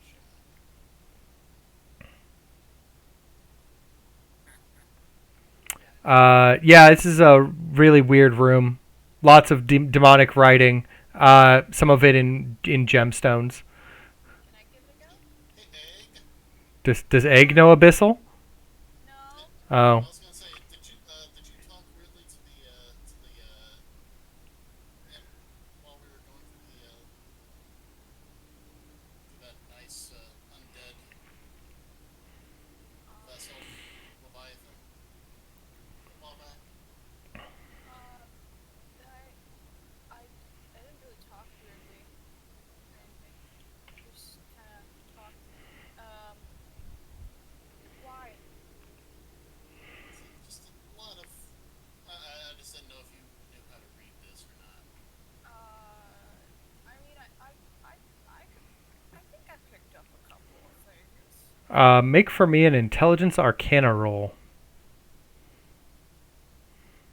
Uh, This is all please. it's all weird. Um, With my big brain, maybe the help from this head, this iron helmet. My, All of these. what are you asking the Iron Helmet? you know, you've been sitting back here and watching protect these demons. Do you know what this means? These do not belong here. This is a cursed writing. Someone has defaced this area. Do you know what it means? I do not speak this cursed tongue. How do you know they're? Look at this foul writing. It's obviously written by demons. Can I make an That's intelligence check? I that. guess? That feels kind of racist, man. He's a weird spirit in a head. Like Racist. he's old. He's very old. He's very old. Can I make an intelligence check? Do you have? Are you trained in Arcana? I'm not trained. Then no, you cannot. What is it? No. I'm gonna pull out the compass and use that nice detect magic feature on it just to see if any of these gemstones might be. Nothing in the room itself is magical, or is a source of magic, save for like the glowing stones that like light the room. Okay. Well, let's be. We will keep this place in mind and have. From where you stand, though, somewhere to the east of you is pinging magical. East of us, very magical. Okay. Good to know. Put the compass back up. And I'll just. Well, no magic in there, but there's definitely something off to the east.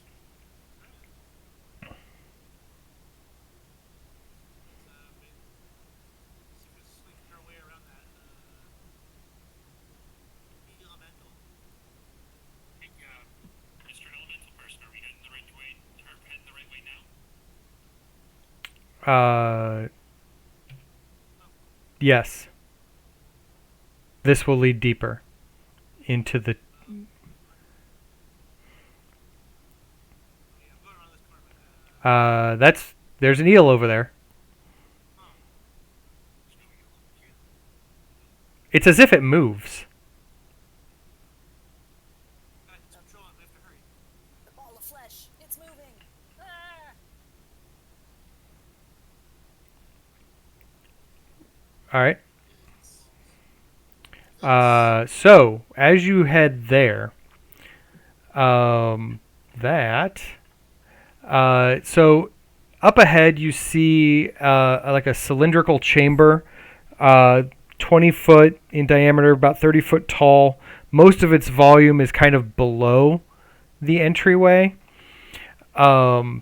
There looks to be the entire surface is covered with sharp, kind of blood red coral that juts out from the wall in like irregular patterns. Now, importantly, as you get close, Rothamir, you can feel the pull of like a whirlpool from within the room, and I need you to make a athletics check to not be pulled into the room. oh, thank God. You manage to pull yourself back from the riptide. That's a strong current in there.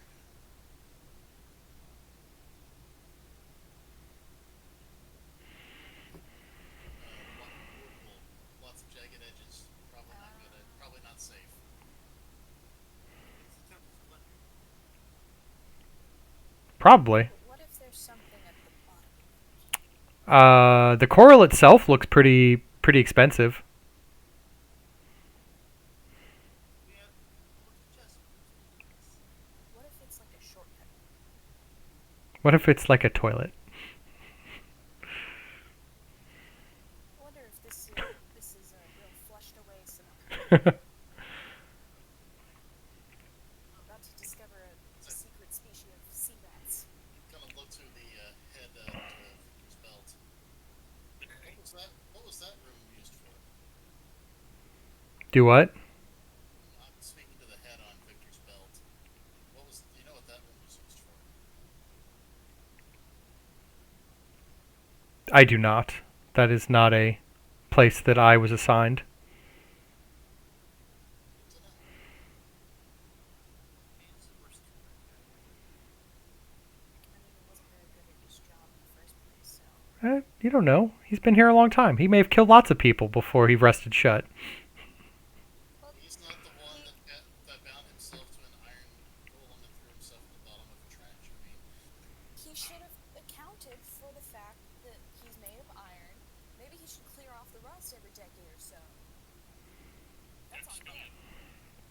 Deb's gonna walk over here towards the mouth of the thing and try to throw a ball bearing into the world.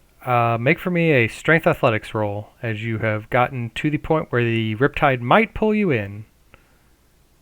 You go to throw a ball bearing, it goes, but then you realize you are also going. Do I see this before I? No. Deck, you are now in the whirlpool room. I need you to make for me a save. Which one? Let me scroll down. To do a strength save.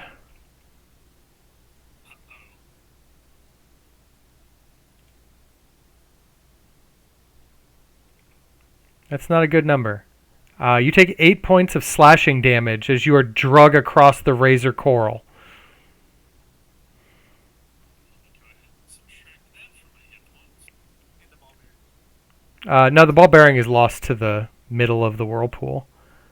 As you are brought near the door, you can make a strength athletics check to try to escape.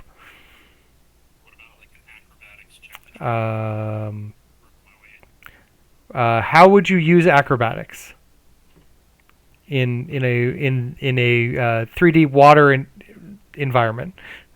Oh, right. At some point, I imagine I would get the idea of how this room is shaped. Probably to rock. The entire inside of the room is covered with these razor coral. Okay. I would try to put my feet wherever I could against the wall and try to push off using my rabbit hop to try to launch myself out of the room. All right. Will still have to make the strength athletics roll, but you can do so at advantage.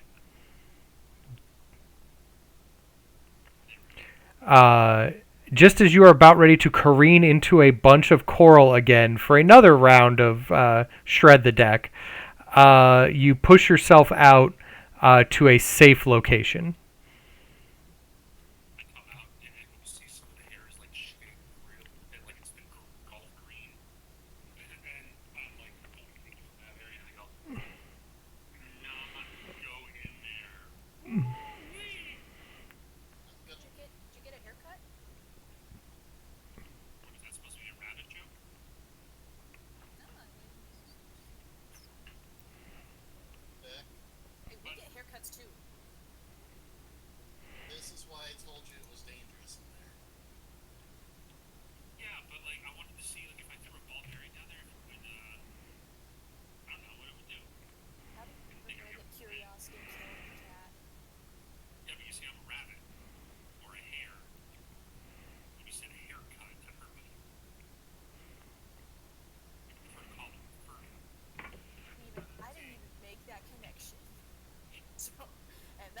at talking. Yeah. Anyway, uh, yes. Which way from here? Oh, yes. Which way do you plan on going? Once again, still the demon. No, no, you're never answering the question I'm asking. If you tell me the direction you're going, he will tell you if that will lead you the way you need to go. East. Yes, east will lead us further into the tomb.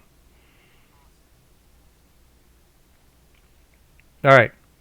So as you enter this direction, move you up. This room is a grand chamber. Six shimmering green portals line the sides of the cavern. And a large, like, magic circle has been carved into the ground. Of note, though, in the middle of the room, in the middle of the circle, is this crab-clawed demon that is standing there as if he is guarding the chamber. Oh yeah, this tiny guy, totally the demon. But he looks up when he sees you, and you expect, because he is a demon, that he may or may not like fly into some kind of a rage. And instead, he just makes a heavy sigh, and looks upon you in almost just despair.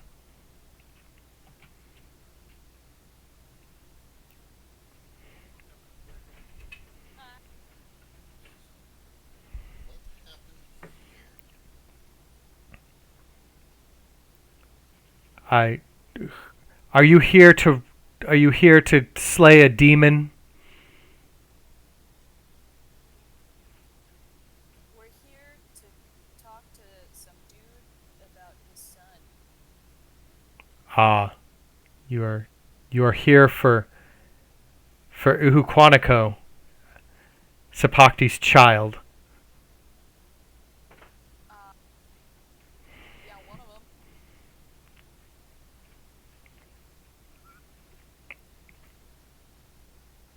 I guess I should repel you. That is the that is what I have been bound to do. Like, choose not to. Yeah. Why?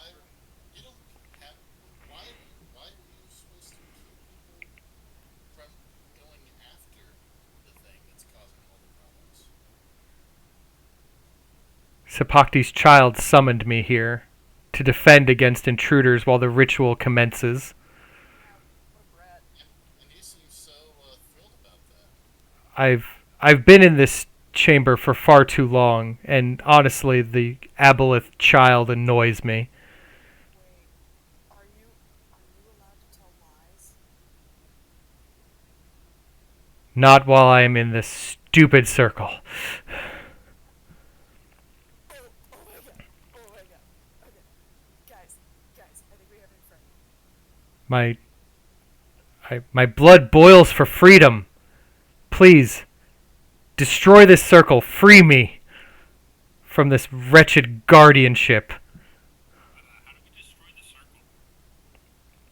circle? Well, that would require somebody with either the dispel magic power or a little bit of time and some hoping while you mess things up. Eddie's gonna start clawing at the ground. I'm still trying to discern whether or not we should free him. What's the Iron Head say? You ask him, he's like, it's a demon. You should probably kill it. They shouldn't never be trusted. He's racist and he's probably gonna be mean to our friend on the boat.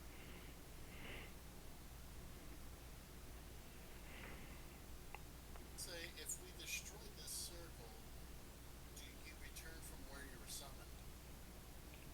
I can.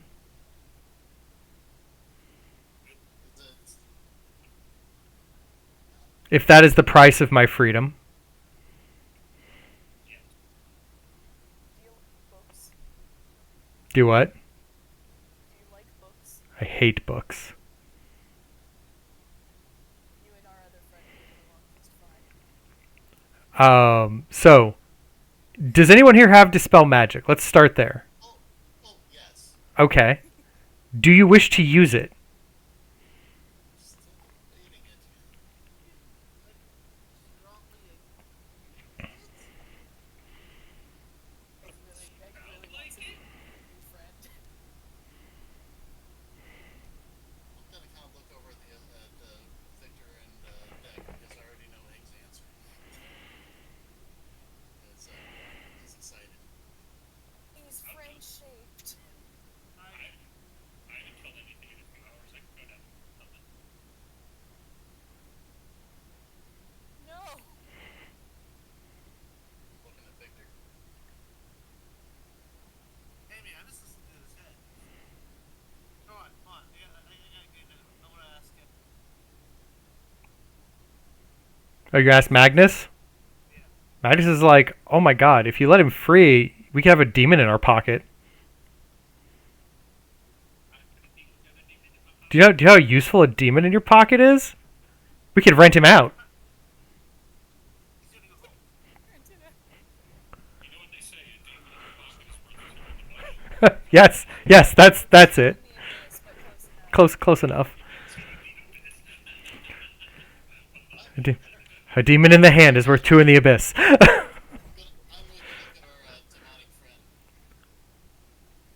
How upset are you at the one who summoned you here, would you say? I am extremely unhappy. And if we were to destroy this, set you free, would you be willing to help us make him very unhappy as well? How unhappy do you wish to make him? Super dead. Either very dead or very permanently stuck here. I could be convinced. Wait a minute. Wait. Can we trap him in your circle? No. Do you want to meet my brother? His name's Beans. Yes.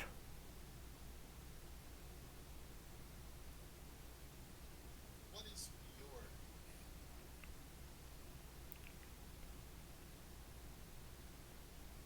You can call me Gornok. Okay, but what's your actual name? That's shared amongst friends. But we're friends, aren't we? Only my friends get to As long as I am bound, I am nobody's friend. This is the coworker that has been in their job for way too long and is literally just riding it out until either downsizing or retirement. But you're my friend, so you gotta tell me. Free me. So let us make a deal then. If we free you, you shall help us deal with these two problems. The two problem demons, your summoner and his father. And afterwards you shall return from whence you came. Or you can hang out with us. I accept You your shall return from whence you came. I accept your terms. Break the circle. I'm looking at Egg and just shaking my head before casting dispel magic on the circle. You could teach me how to write an abyssal. My brother knew abyssal. I need you to make an Arcana check. Your brother knew a vacuum. No. He knew abyssal. That is high enough. Your dispel magic shatters the magic of the circle. The demon Garnock seems much more invigorated than before, as he kind of stretches and pops and cracks all of his little chitinous bits. Can I give him a hug? You can do whatever you want. I ain't gonna stop you. I'm gonna hug him. He's got these, I don't know if you noticed, he's got like these little mini arms underneath the big ones. And they kind of like reach out to you as if to hug you, and then kind of like pull you away. I'm still hugging. The demon is to the south. First, we must deal with his pet. There's a pet? Pet is a derogatory term in my culture. Okay. We prefer the term companion.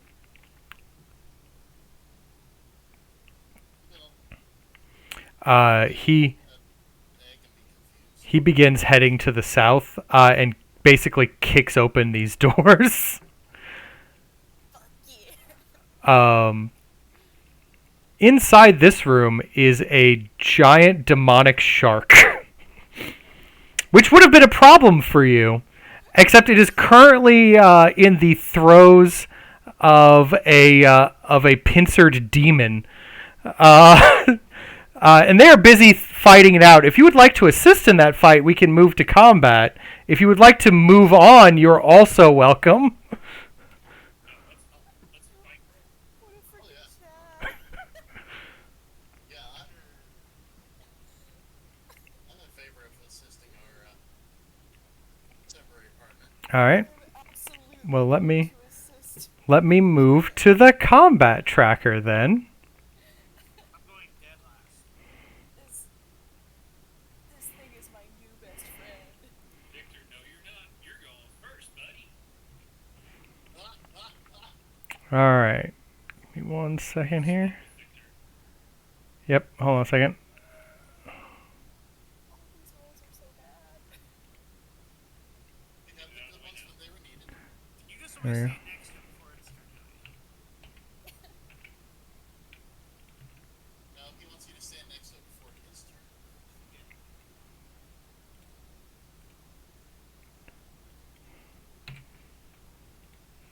All right. So, Victor, I hear that you are first. I am the quickest of the boys. Heavy stand. Probably should turn it. It would help. Usually. Does 23 hit?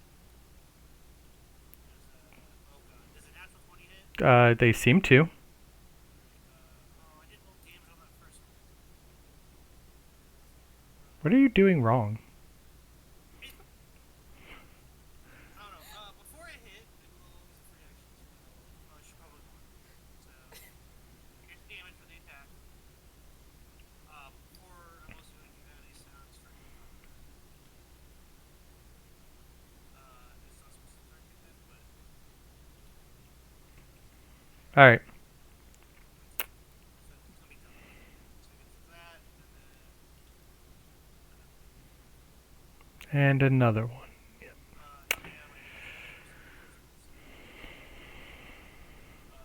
this plus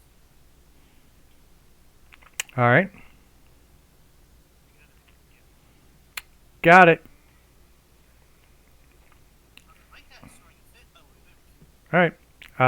Until then, it is Garnock's turn. And he has some claws that he would like to introduce this shark to. Sharknado. I'm gonna call him Guardy. And then Rothamir, it's your turn. We'll just try to frostbite this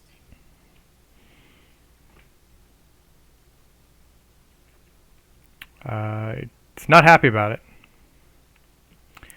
Egg. Egg gonna hop into the room, go on the firewall. Like, you can see that Garnock has like both pincers like in the shark, like pulling its mouth open, and his little hands are like punching it in the big eye. This is the coolest person that Egg has ever met. Wait for this guy to guts. Wait for him to Godzilla the guy. Coolest person I've ever met. Or the team. Demons are people too. Egg is gonna vicious mockery the shark. Okay. And for the first time Actual words. I was gonna say, oh, dang it, I forgot to turn it. God damn it, it's just so cool. Alright. I was gonna say, quit messing with my friend Guardy. The shark failed. It has been viciously mocked. The proper thing to say is, demon got your tongue? You're gonna Um, make fish food. anyway, speaking of, it is the demon shark's turn, and it would like to bite into Garnock, but it's going to roll terrible, so that's not what happens. Thanks to the power of vicious mockery, we're good. So that's Deck's turn. That's good. Go ahead. Come over here, get a better angle. And bionic blade. And since the first one, sneak attack. Additional push. Still up. And then offhand.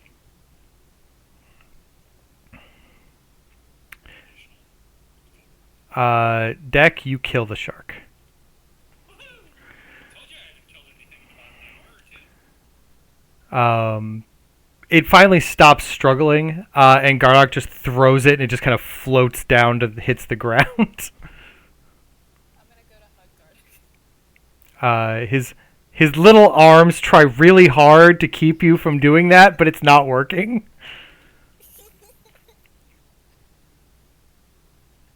Bring it in, man. Bring it in. Now where do we go? There's an exit south. So south of here, the chamber splits two different directions. Rothamir, the detect magic from the compass is pointing heavily down the direction you're walking, and Garnock and the head agree that the ritual chamber is down the other direction. Let me take a look at something over here real quick. You want to drop it? Yes, let me end I'm just combat. gonna peek my way through or around the corners here. Up ahead, you see a chamber that has at least a statue, and the water's getting a lot warmer over here. That's interesting. The statue. Whoa! So as you round the corner and you can see the chamber a little bit better, there are some large heat vents that kind of burst from the floor. The vents are pouring out superheated water into this room. The area itself incredibly warm.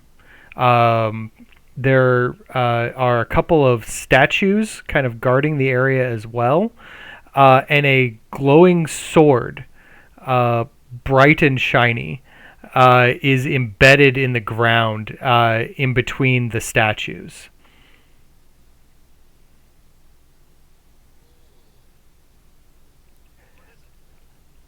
That is Hey, Rothamir, make a history check.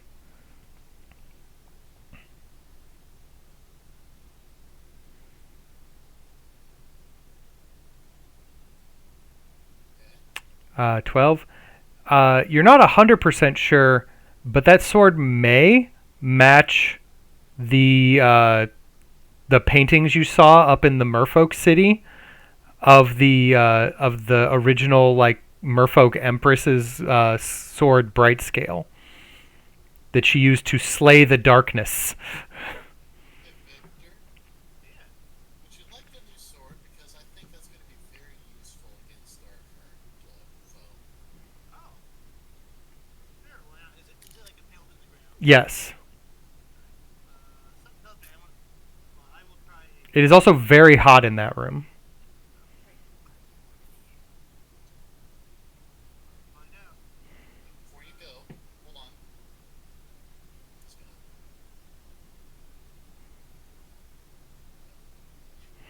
In case there's a trial, I know you can pass it. I'm gonna cast guidance. Agatha. All right. Entering the room. I still have your. You have still your inspiration. Yes, it has not been used. So entering the room, you need to make for me a Constitution saving throw from the intense heat.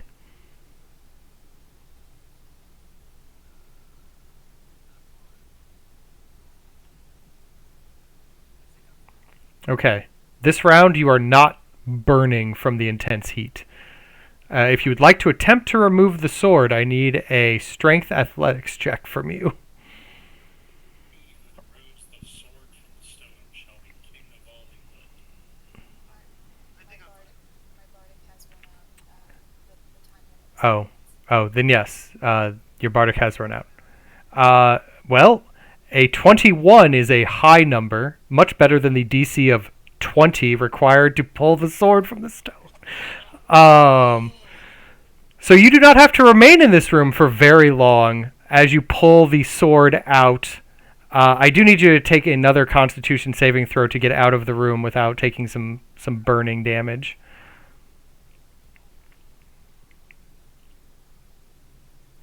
That is acceptable. I will walk out like a ghost. First try.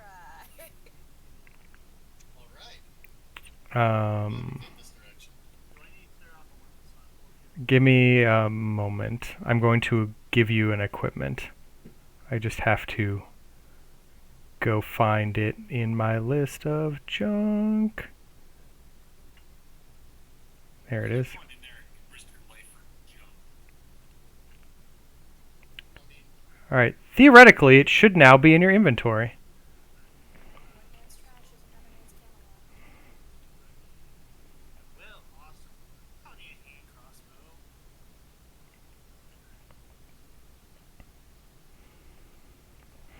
I'll take the hand crossbow. It's not a hand crossbow. It's a light crossbow. I'll take it. I will give you a light crossbow. Sure. Oh yeah. I will give you a light crossbow and like maybe 20 darts. Well, maybe I'll go like 50. I barely. Give me a ranged weapon. I don't have one. You have ranged cantrips. Those are like ranged weapons. If Egg wants a light crossbow, I will give him a light. People from long distance. Sure. Give me a second. To 17 crossbows. Thanks, Victor. No problem. give me a brief moment. Nope, that's not what I wanted.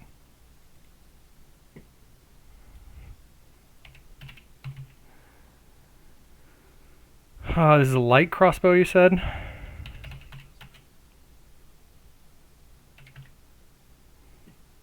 Snap it in half and it glows.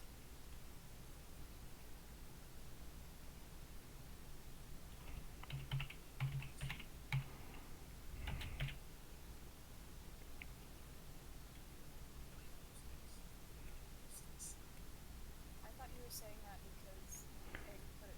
Anyway, that should be enough for now. Alright, theoretically, you have equipment now that has been gifted to you.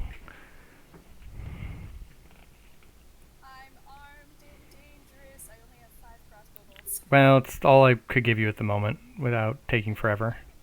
I can still enough for try, now. right? I think you can. I don't know. But anyway, that is the room that you have left.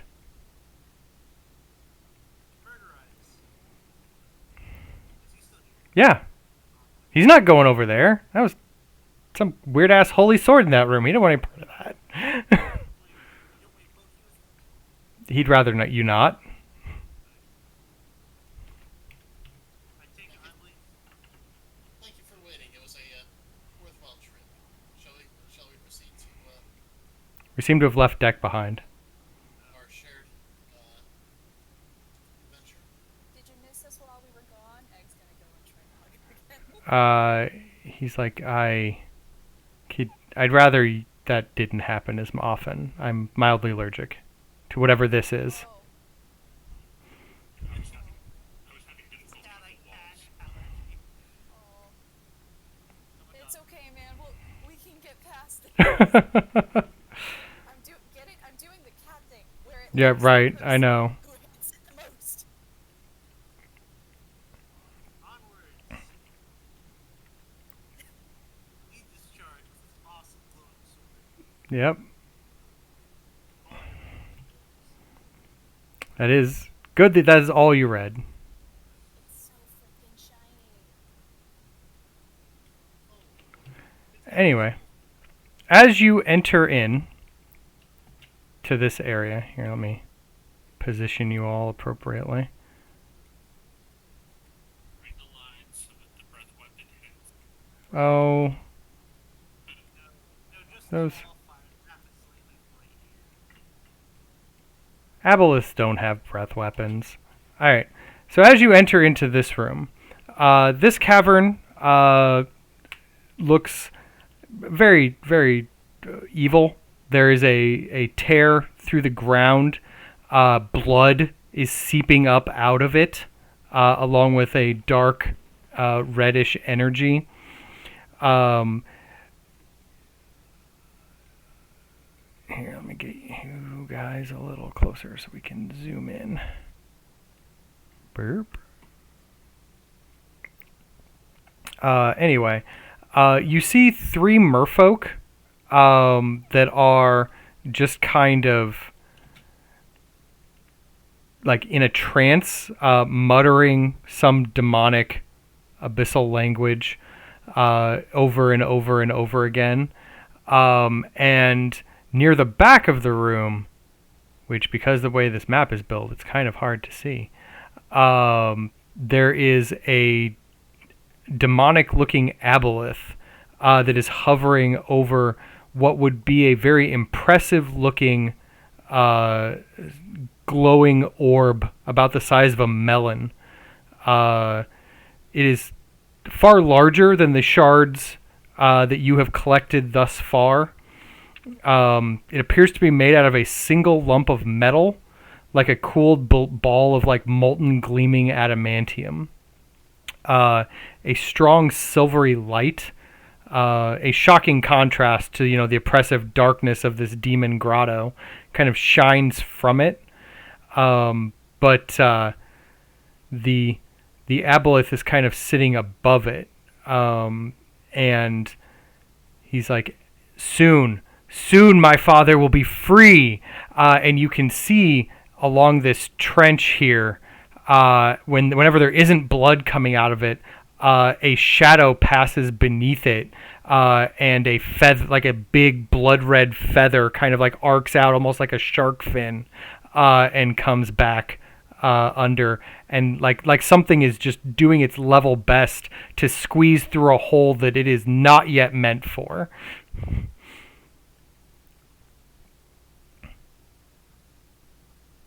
we're witnessing the miracle of life.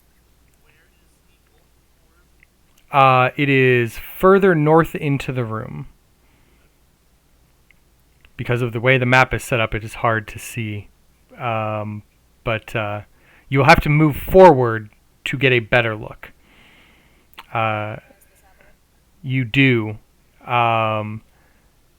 Let me move to initiative real quick.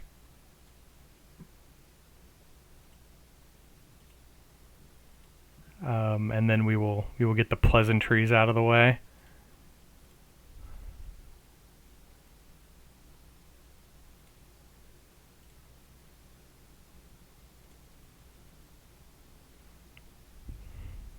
Wow. This is rough. I played Garnock really well. Hey, Dak, you want to trade again? It's up to you. I rolled another. All right. So Victor, you now have 10-ish.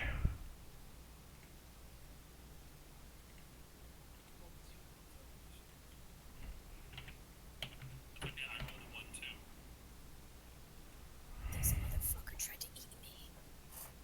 He did. All right.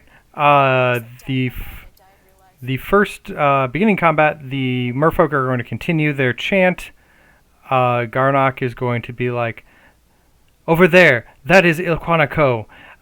He is the one who has bound me here. Slay him. I will help. Just tell me when. He looks directly at you, Egg. Oh, okay, bestie. I guess, um, hang on. Wait, how far along are they in the ritual? You don't know. Far enough. We need to stop them. I did not. Go for the merfolk. He's like, with. You're like, go for the merfolk. He's like, with pleasure, and you're like, don't kill them. He's like, oh, with less pleasure. Maybe plus He immediately toes. leaps in the water over you and brings both of his crab claws down on this merfolk. That's my best friend. My friend. That's my friend. Get him, bestie. Um, I'll hold your hoops. that merfolk goes super unconscious. Unconscious. um, Remains to be seen whether they will ever wake up. goes super unconscious. Well, he was bludgeoned with the crab claws, not ripped apart with the crab claws. I accidentally healed my initiative. Tenderized Did you meat. did you break it? No, you're fine. You're about the same spot. Yeah, the healing too. You're fine. You're fine. Speaking of, it's your turn.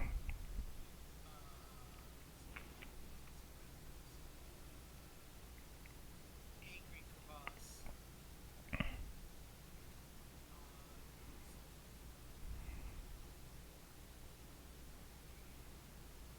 Yeah. What source again? You want to get closer to the mind controlling monster? Great. No, you're fine. Man. You're fine. It's great. I'm loving it. Oh, shit. It's just, it's Victor. It's as if you forgot what an aboleth is. Yes. Speaking of, he's going to psychic lash you. Think so. Apparently, it badly missed you. And then a tail swipe, which is also apparently going to miss you. All right. He looks as you're charging up. He's like, "Ah, yes, food for my father. This will be great." And then you shrug off all of his attacks, and he's like, "Well, this is unexpected." This is like the little kid at the playground who it's he he's a dick. Rothamir. Real easy. This is food for my father. Why is it spicy? Well, I'm certainly going to be going into the story form on this one. And now, the real question is I've got to make this merfolk. I'm going to try to make this merfolk here quiet. How would you like to do that? Beat him up.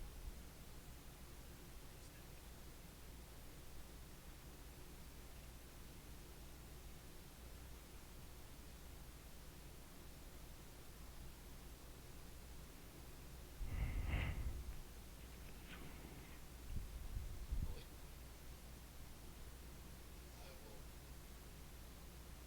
I'll move myself up a little bit. And we're going to go ahead and cast ourselves a Thunder Wave. All right. Once I can find it again. There it is.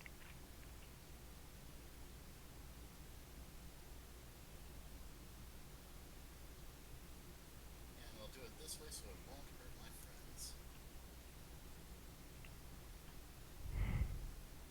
But mostly I'm hoping to knock him away from where he's at as part of the ritual. He needs to make a Constitution save?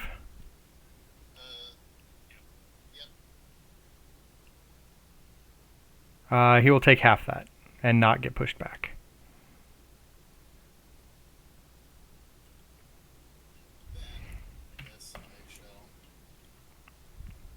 just try to luminous arrow him then to try to knock him out. Do know that ranged attacks and magical attacks cannot knock people out. Knock people out. Oh, you mean kill him? Got it. What you mean? He's not dead. he said he didn't die from that. So He's still finish. like Just knocking them out. Volunteers tribute. And then I'm going to scoot myself just slightly over. all right. As you scoot yourself slightly over, a puff of blood kind of rises out of that trench, and I need you to make a Constitution saving throw.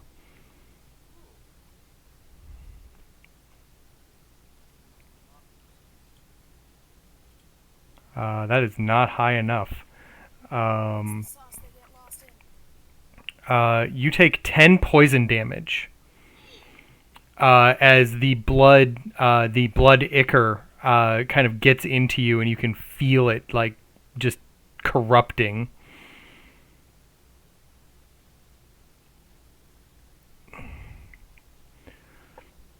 Anyway, Egg, it's your turn.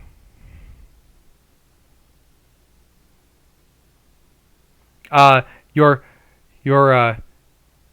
demon friend, after like he's clobbered this guy to the ground, gently lifts up his claws and just looks at you like, eh?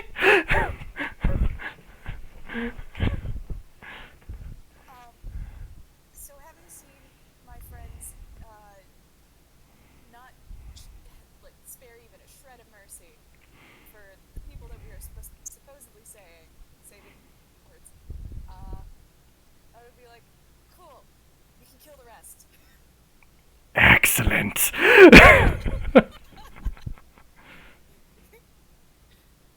He'll take that into advisement on his turn. Yeah. In fact, I'll give him a bardic inspiration. Okay. My egg was a bard, not a warlock. You're gonna do great. You're gonna do great. Anything else? Now that I am freshly armed, I'm going to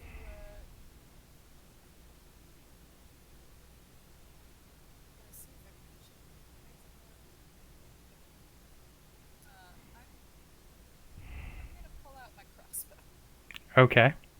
Actually, I'm gonna make a very stupid decision. I'm gonna swim over the chasm Yeah.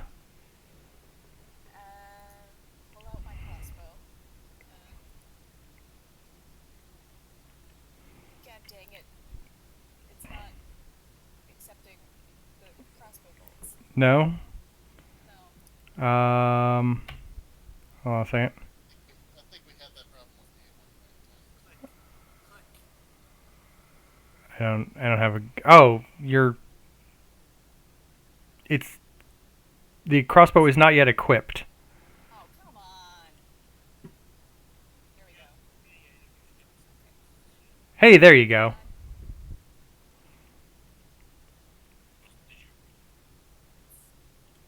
Yeah, it's still not going Let me see if I can do it. Do fire. Oh, you gotta be kidding me. All right, hold on a second. This is fixable, I think. Do. So my thought process with me swimming over the chasm is, so you Did know this how I make it tried work? the Kraken slick? And it's supposedly made my insides waterproof.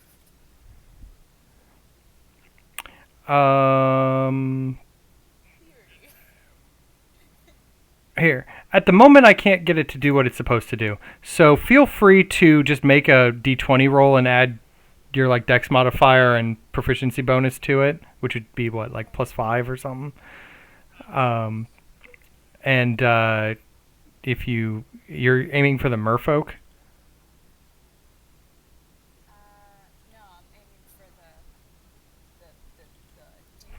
Okay. I know his armor class. So just roll a d20 and then add to it, and then we'll do this the traditional D&D way by rolling dice that aren't automated. So in the chat, there you go. That'll hit. Cool beans.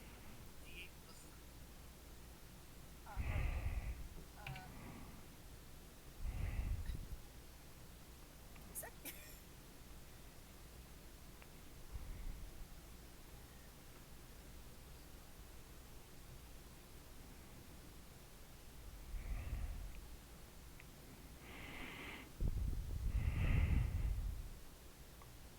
9 damage.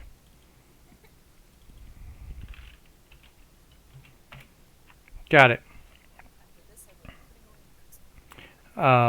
Christmas. Also, I need, as a little bit of blood comes out of the hole, I need you to make a Constitution saving throw. Okay, so I am not waterproof on the Well, inside. well, you get to make it with advantage. Oh, yay. Joy.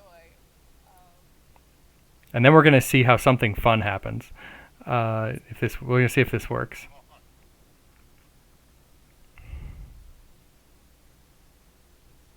don't remember how to set this to advantage, so... Uh, Ah!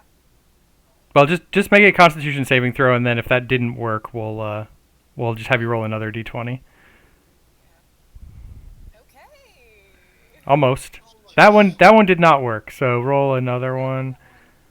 That one is not good either. You will take only 6 points of poison damage. But importantly, the the uh, the bubbly in your nose is getting too hard to ignore. You must sneeze.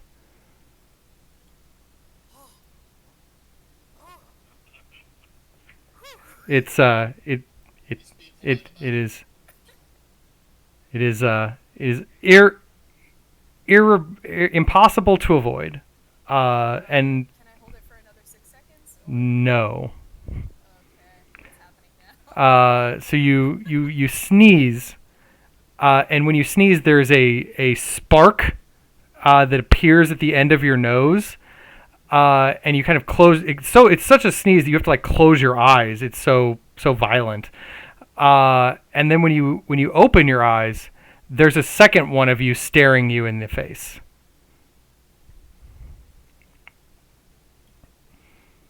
Litter of kitties! Litter of kitties! Just so you know, you have control of both of those tokens as they are both you. What? Beans? Beans, is that you? Are both of them asking each other beans? Is that They might be. I don't know. The other one has now been added to the combat tracker. In fact, it goes directly after you right now. Oh my god. So we need each one of them to poop out another sneeze. So now it is your turn again, as you are the other one. Oh god, and I have access to everything that I... Yeah, Okay. it is a full you. Oh, like fully. Holy... Oh my god. It's Cast all amazing. spells, use all the inspirations. Oh my god, this is amazing. Holy shit. Pardon my French. Okay. First things first, friggin',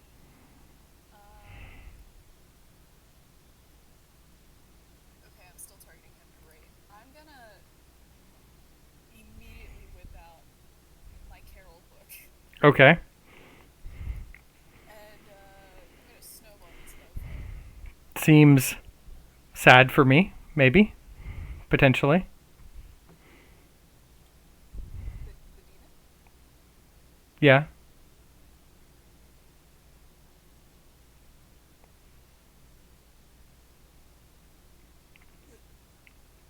Uh, Isn't that great upstairs? I mean, it's 3d6 cold damage.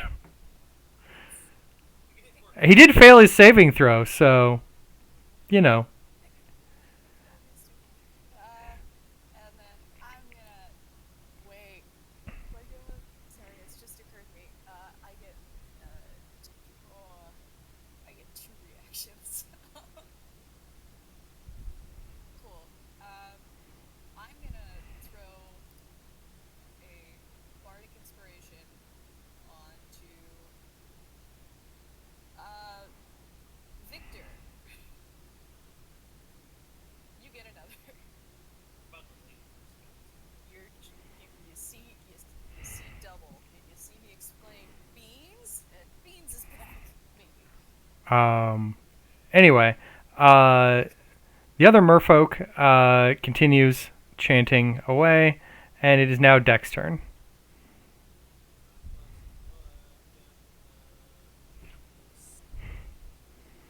Target this one. Actually,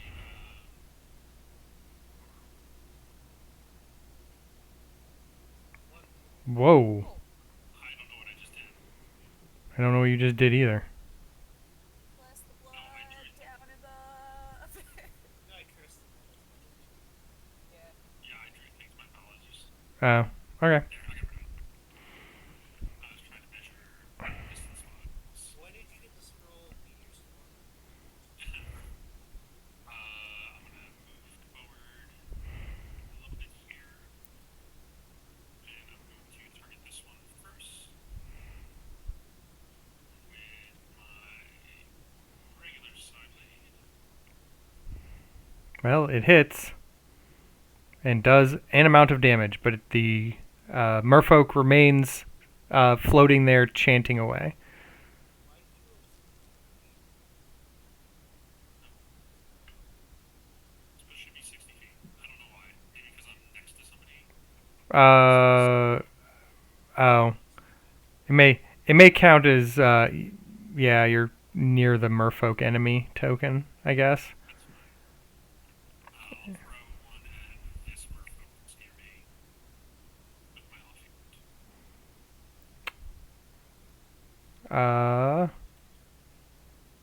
Yep. Oh, wait, nope, wrong merfolk. My bad. That one dies. Great. And move over here and end my turn. Seems good. Back to top chain. Merfolk is doing his thing. Garnock would like to do more, but he can only move a little bit. But he begins like crab swimming or lobster swimming as fast as he can toward that other merfolk. Best friend. Victor, What take your turn real quick. I am. I'm gonna smack him. Preferably hard.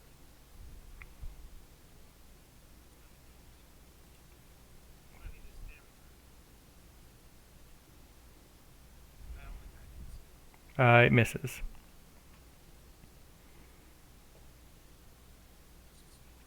Oh, yeah, I'm going to frenzy. I'm going to attack. Oh, the action surge. Okay. Anything else? I was 16. Yeah. After I got one more hit.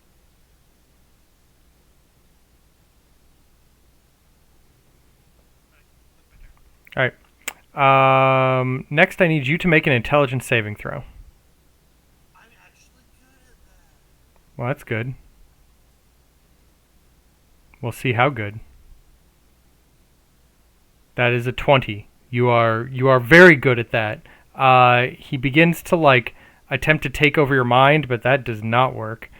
So he will resort to just trying to hurt you.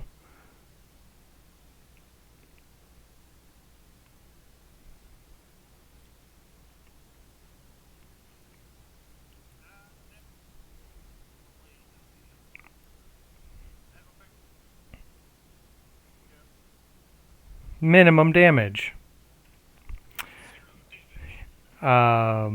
Anyway. And then it is Rothamir's turn. Yeah, I am not staying anywhere near that anymore. You don't want to. You don't want to get cloned. I don't know. Well, I'm pretty sure that the rift is not what caused the cloning cats. You're very correct. It was a weird potion that Syndrome made. Right. Otherwise there'd be two of me, and it'd be very interesting. But in the meantime, I'm going to try to remove ourselves chapter from the platoon. No, I'm not going to succeed on that one. So I'll just try to frostbite him instead.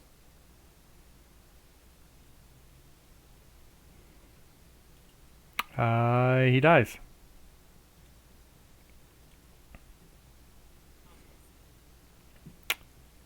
Egg 1. Egg prime. Big horse flesh.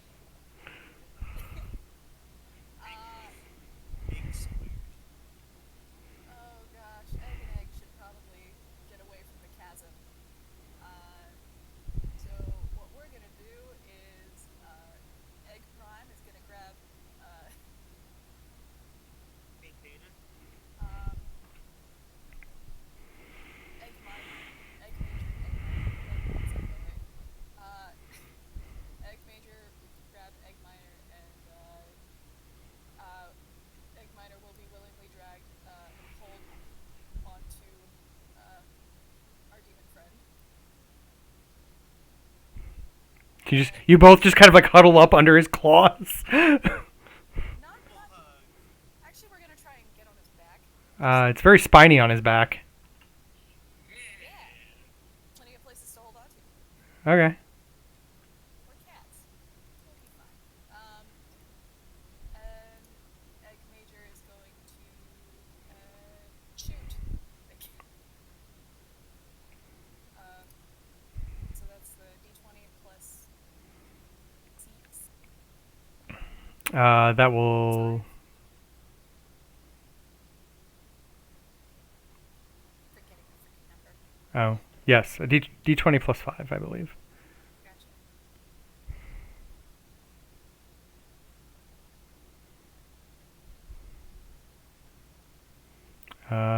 That will not get the job done. Yeah, figures. So you have moved and you have acted. Yeah.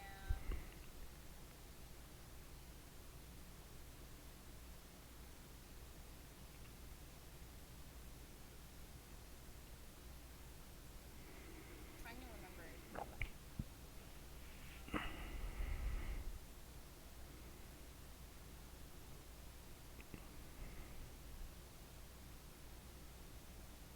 Okay. Alright. Sorry. Just needed to update a thing. I believe that will be the end of Egg Major's turn. All right. Egg Minor. Egg Minor. Egg Minor is going to do the same thing.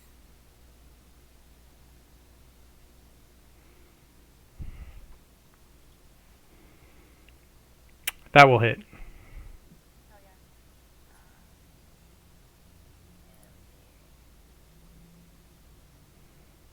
Dang.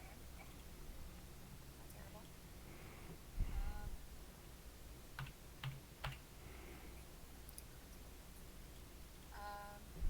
And then Egg Minor is going to shoot another bardic inspiration to my good friend Dick. All right. Speaking of, Deck, it's your turn. Oh, that's me. I'll target my friend over here. Move over this way.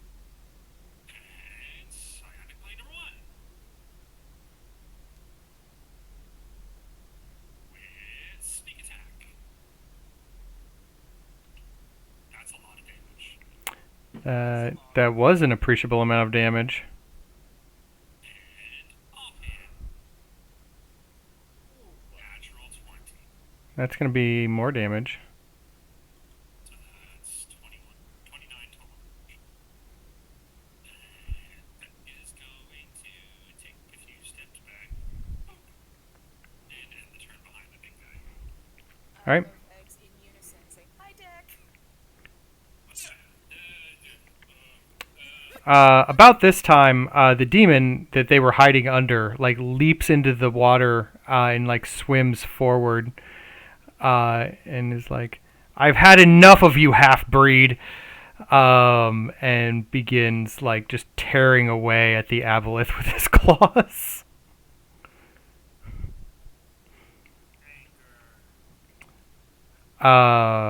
Anyway, Victor, it's your turn. Ilhuquanico looks very distressed that this demon that he had bound is no longer under his control.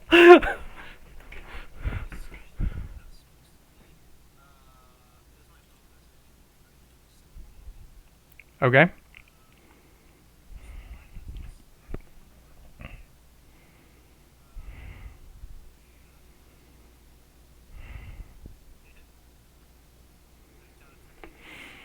Uh, 13 does not hit. If it's That will hit. use the bardic. Oh, that was right.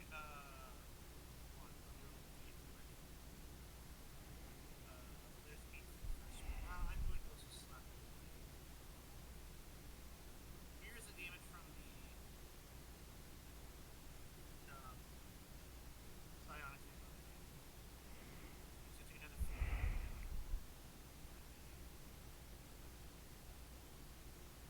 damage. There's a 15 damage. Yeah, so 15 would have hit.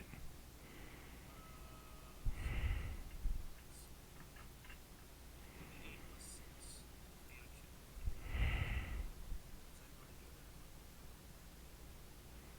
do that. Take another 4. Ow. All right. The aboleth does not look happy. But it is his turn, and he needs you to make an intelligence saving throw again. Hopefully, fail this time.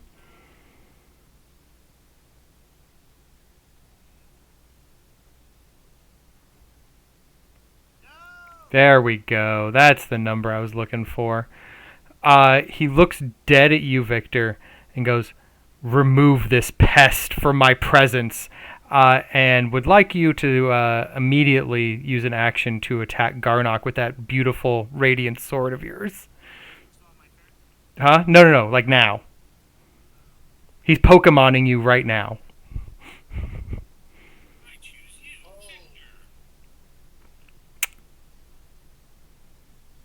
Oh. Victor. The blade bites into the demon, and Garnock howls in pain. It's a plus 1. Yeah, Damage is plus 1. it happens. It's +1 to hit, I guess. I don't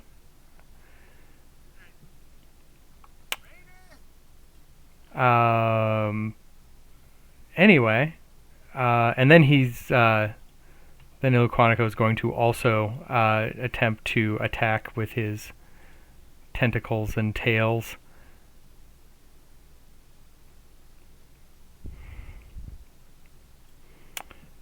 Which do hit and do an amount of damage. Garnock is sad. But it is Rothamir's turn.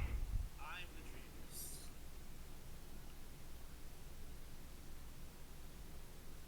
Let's go ahead and try the luminous arrow first. No, that won't do.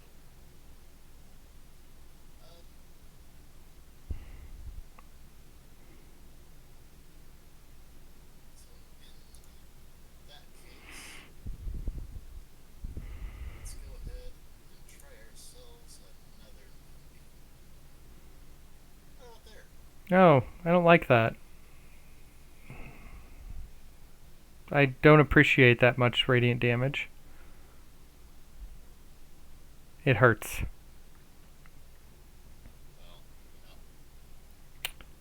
Well, It hurts so much that I die. In fact, it hurts that much. So out of nowhere, this giant beam of light comes through, cuts through the rift, burning away Ilhuquanico.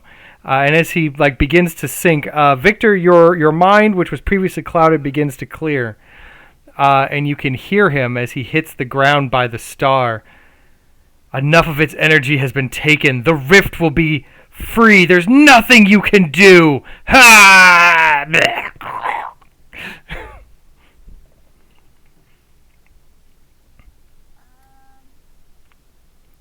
your brick in front of me? It is.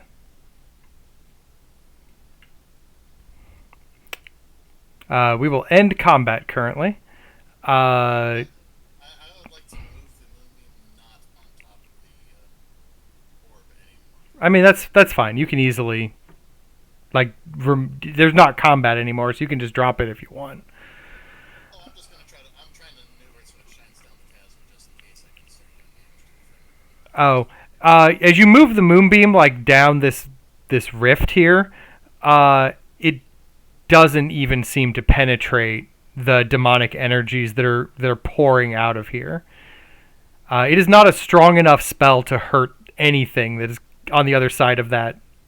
Uh, I'll disperse that. and it is almost with a frenzy that you can feel a giant demon kind of pounding on the crack, attempting to birth itself in a way that is not approved.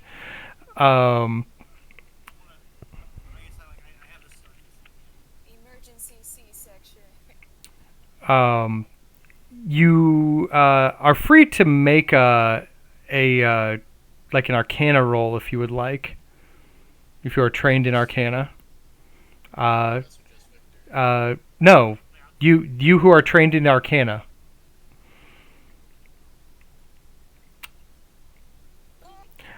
Rothamir, you need to undo this ritual. Otherwise, it will eventually break through and the blood ocean will enter the mortal realm. Wait a minute. How do we undo this ritual?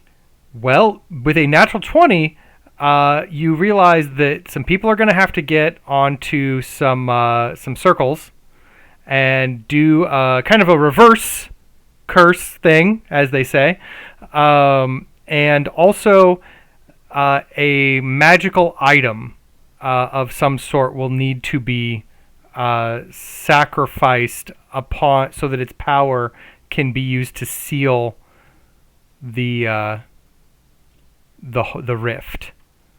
A magical item of any kind? Theoretically, depends on how much power you want to put in it.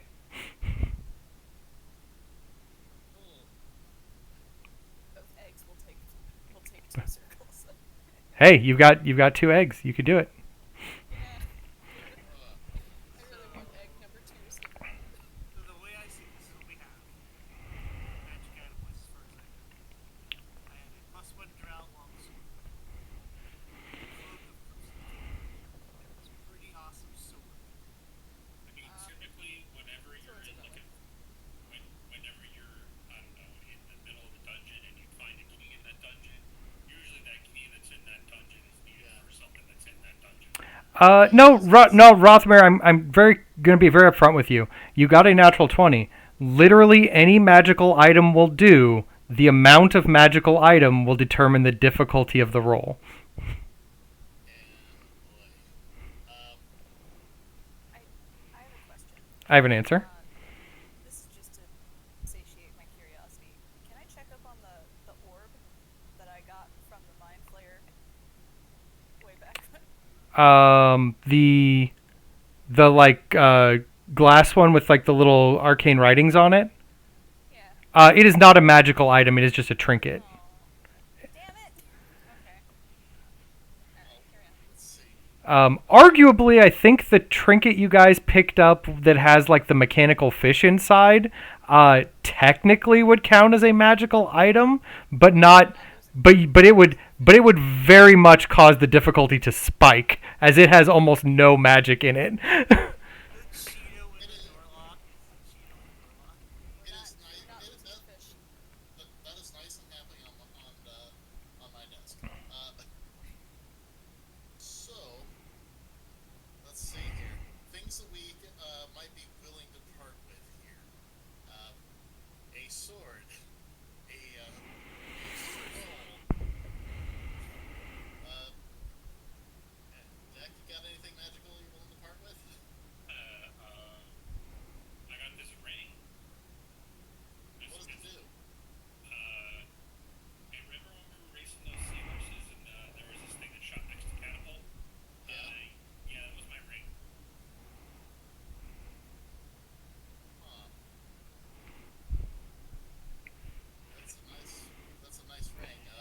He got it from the undead Leviathan treasure hoard. Right. Victor, you know you've got a nice coat. I also accept combinations of magical items to pay toward a difficulty, if that helps. Actually, wait a minute. Victor, do you still have that armor that you're not really going to wear? Oh yeah. Oh, that's a nice one. Yeah, I'm fine with that. Considers the one magical item, or technically magical item that he owns. Oh, the balloon pack? I was thinking the. Oh, also the book. You could put a soul book on there. I would imagine a soul would go a long way to dropping the difficulty of this ritual. Oh, wait. Would another person composed of magic? You sacrifice yourself? Is that what's happening?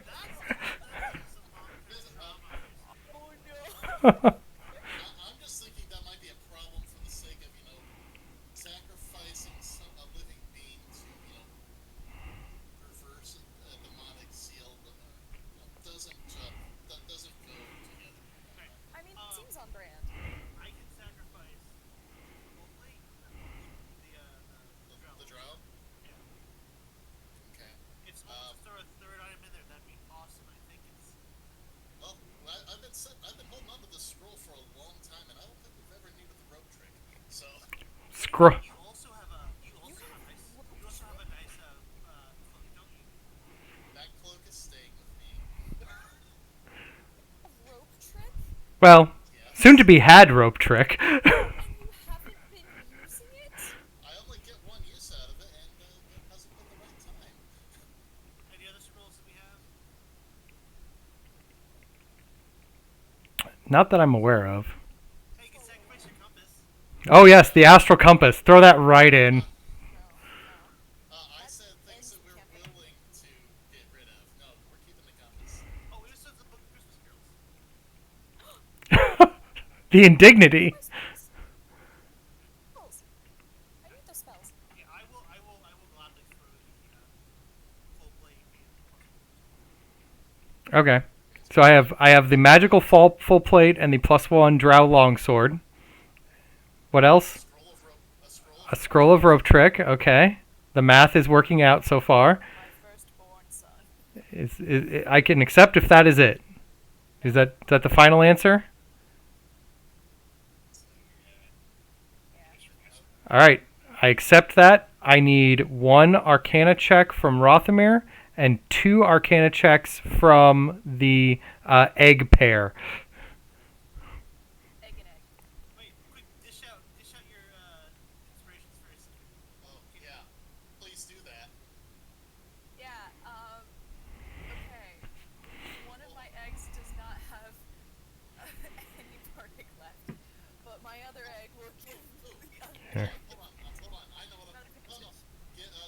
Give Bardic to me. I can give guidance to both of you. Oh, yeah. Yeah.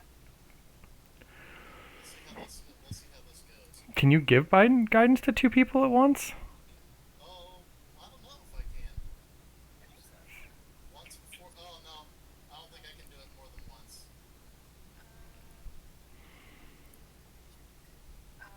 Egg only has 1 bardic left.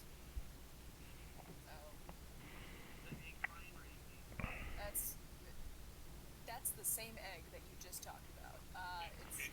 It's egg Major, minor. minor, diminished, augmented, Logrian, Mixolydian, Dorian. Doesn't really matter. Well, the others only come out when I sneeze more. So, Well, I'll cast guidance on this one. cast guidance on egg minor. I'm not sure which one this one is. Whichever egg it is. Okay. I have lost track of which one is which now that we've moved them around. Egg, Who is the real egg? the real egg is actually at the bottom. So, Oh well. Well, one of I them. think they both actually have guidance on them though. Maybe. I don't know. Maybe it just works that way. I don't know. All right. So, Rothamir, I need an Arcana check from you, with the appropriate add-ons if required. Yes, and the bone armor. Oh, we never equipped it to you? Oh, okay. That is a good number. Egg Prime, I need What's the bardic roll get me? an extra D8 if you want it. Just to help us along. Why not? I don't know if it's a group check or a total check. Alright. Egg Prime.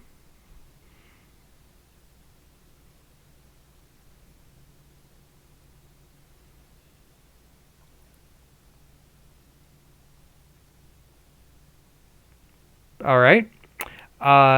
Minor Egg. As you begin doing your bit of this ritual, you feel a sneeze coming on. But I need you to make this roll and let me know how it turns out for you. Oh my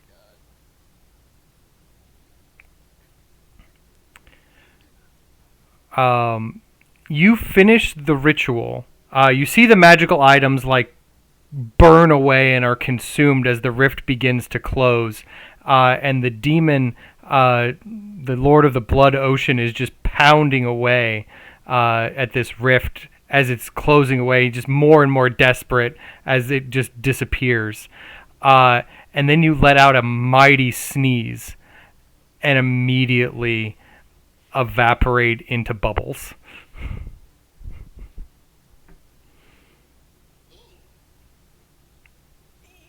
Is it close though? Yes, the rift is closed. And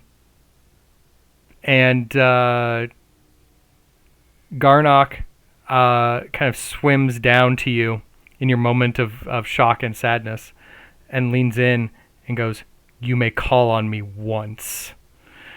And then dissolves into a pile of like lobsters that all like demonic lobsters that swim off into a bunch of directions. Everyone I love leaves me. He said he'd come back. You just have to call on him once.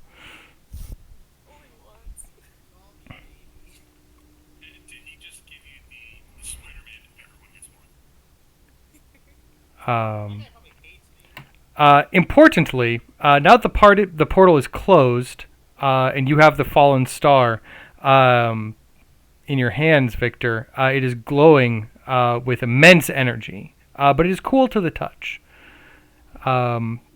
If you bring it over to Rothamir, where he's got the compass, you see that the other fragments in the compass are shimmering along with it, almost like they appear to be communicating with one another in some light language. And you have a star. I hear there are wishes. Hmm.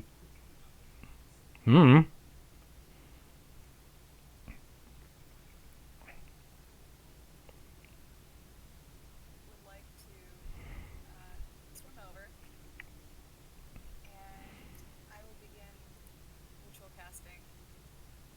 Never mind, I got my spells mixed up. All right. Never mind, I did not. I'm gonna try and learn as much as I can about this star. All right. So, Is this like an identify? Is that what's happening? next best thing. Detect magic? Yeah. Exceedingly magical. Like Is it? off the charts, like level of divine power. If you could put it into like a number of wish spells, Um, how magical are we talking here? it could birth a world with the power inside. But can it only do it once? Yeah. It has more power than any mage who could cast wish could ever have. Hey, in that case, can't we just wish for it to have more than one wish? I mean, maybe. If it just like skips over the meta. Like it seems to have an unending source of power. Like you try to plumb the depths of that power well, and it just keeps going. But if somebody were to use it, then I learned nothing, is what I'm hearing. I mean, you could probably squeeze multiple wishes out of it. You don't know. You did not cast the appropriate spell for that. Man, I wish. That's a joke. Man, I wish I knew. I'm going to quickly read through read through parts of my brother's book to see if he ever learned identify. I mean, if he did, that wouldn't help you. Can I use Arcana to try to see if I can figure out what weird communication thing is happening between us? Sure, you can make an Arcana roll overall.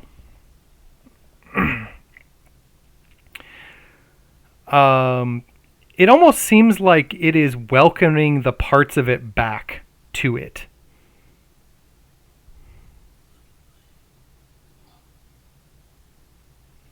But as you kind of look upon it and watch the little lights dance upon the compass and the star itself, the shimmer begins to fade on the orb, and as the core dims, you are left with a slightly glowy hunk of adamantium.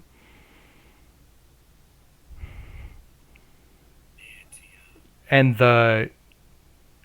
like the little bits on the compass also stop shimmering in excitement.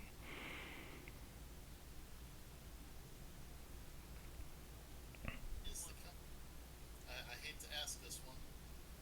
If I use the compass, where is it pointing toward? Directly to the star. No matter where you move the compass, the arrow will always point to the star. How's the magic now? It is still there, but it seems to be muted, as if it is encased in a powerful shell. You have to crack the thing. Got it, and I'll run over and smack Egg over the head. Egg fully like hits the floor face This- first. Let's get out of here, guys. Yeah, we'll have to definitely take care with that because it's Okay. highly sought after. Also, if you guys remember, our friend the Archimandroid did mention that he wanted our compass as well as his own to use this. The star pieces. Could be some kind of key. Don't know. I mean, Figure it out? we could experiment. We could find out. He could have just been full of it. All of those things might have been true. But anyway, exiting this place, you find yourself back in the trench. Not long back next to the boat of one Crimson Kate. I will grab as much valuable stuff as I can. I think we can. Actually, do we want to use this as a test of the power? I wish, like, what? Of the star's power? What are you trying to do with the star? Get the What, contents of like- Kate's ship onto ours? Are you going to try to make a wish? Is this your wish? Wait. No, that's too low grade of a thing. Yeah. I'm going to be rich. But what about the money? You're rich and friends. Living the The high. treasure were the friends that I made before I went on the adventure. Maybe we might be able to get some. On the plus side, you guys did tie this side of the ship up and also trust all of like the trunks, the chests and stuff on this side. So if you maybe sink this side, you'll be able to get in the part that's still attached to the ground. Promise getting all of this up. Oh, if I take my. What if If I, Hear me out. What if we get a bunch of seahorses? We have to get them down here. how deep down are we from the ledge, from like the crevice? What do you mean? From the top? Yeah. From the top. Where are we so Like thousands of feet.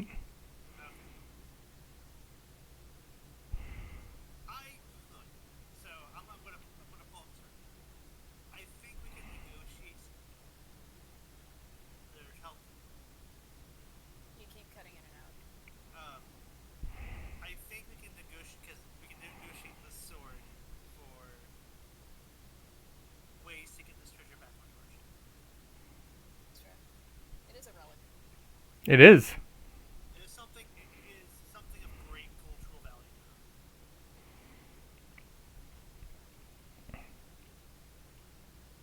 Give us 200 seahorses and a shitload of All right. So is the plan to head to the surface and get that sorted out?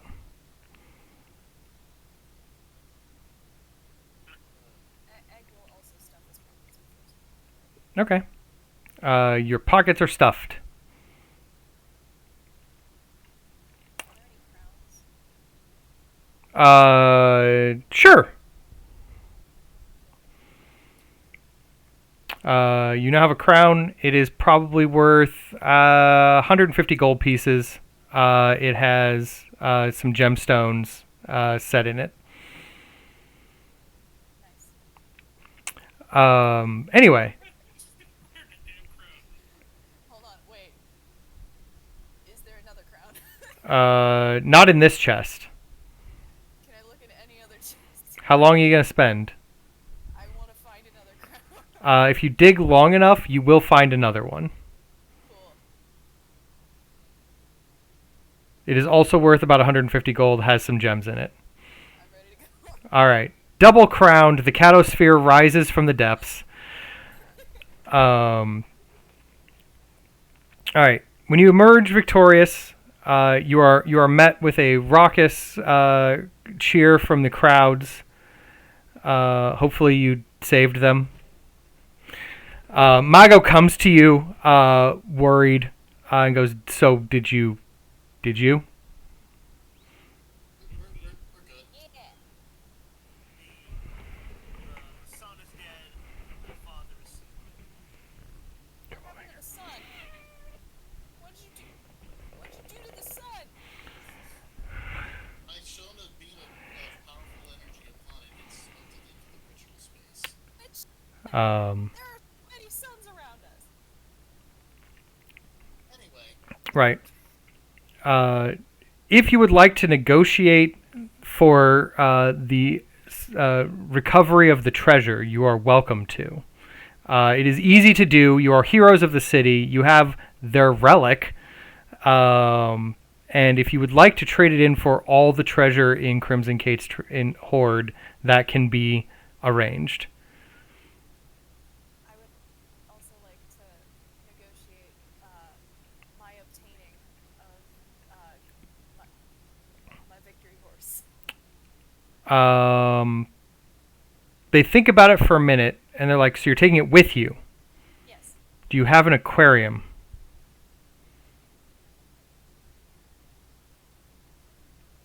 You can always come back for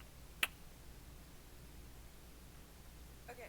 Just You know what? put him on hold. No. We can make this work. We will for saving our city. We will build upon your ship a merfolk spa, complete with aquarium. Huh? It takes up a room on your ship. no,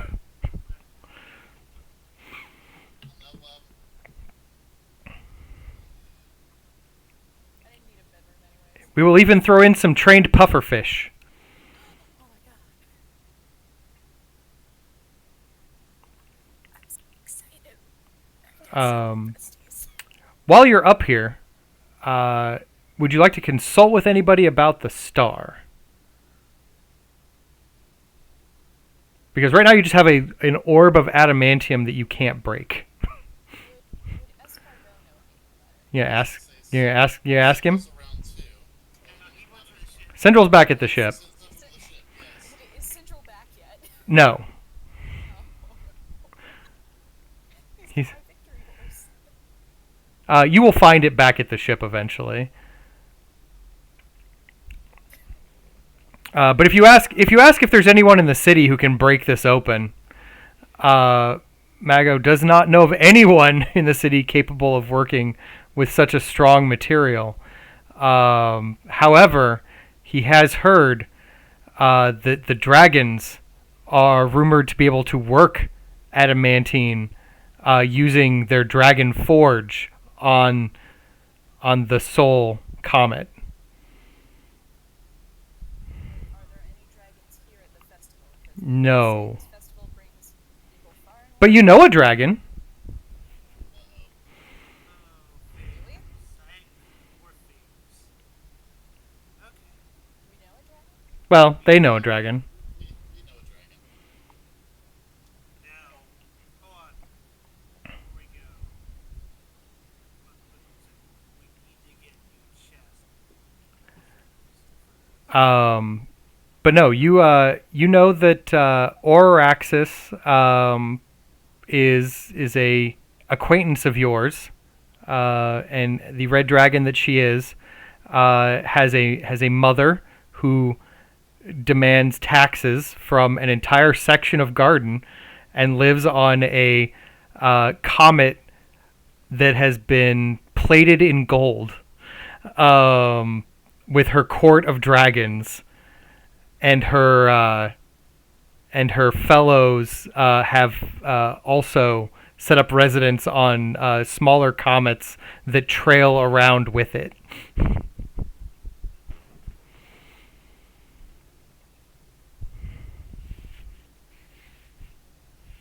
don't want it here, awesome. You want to get resurrected here? That'd be. Can I? You ask around. They have a circle of priests who could do that job. I would like to also pose the same inquiry regarding my brother. They investigate, and the enchantment on the book is too strong for them. His soul is not where they can reach it. God damn it. As if it was made by a almost epic level lich. Son of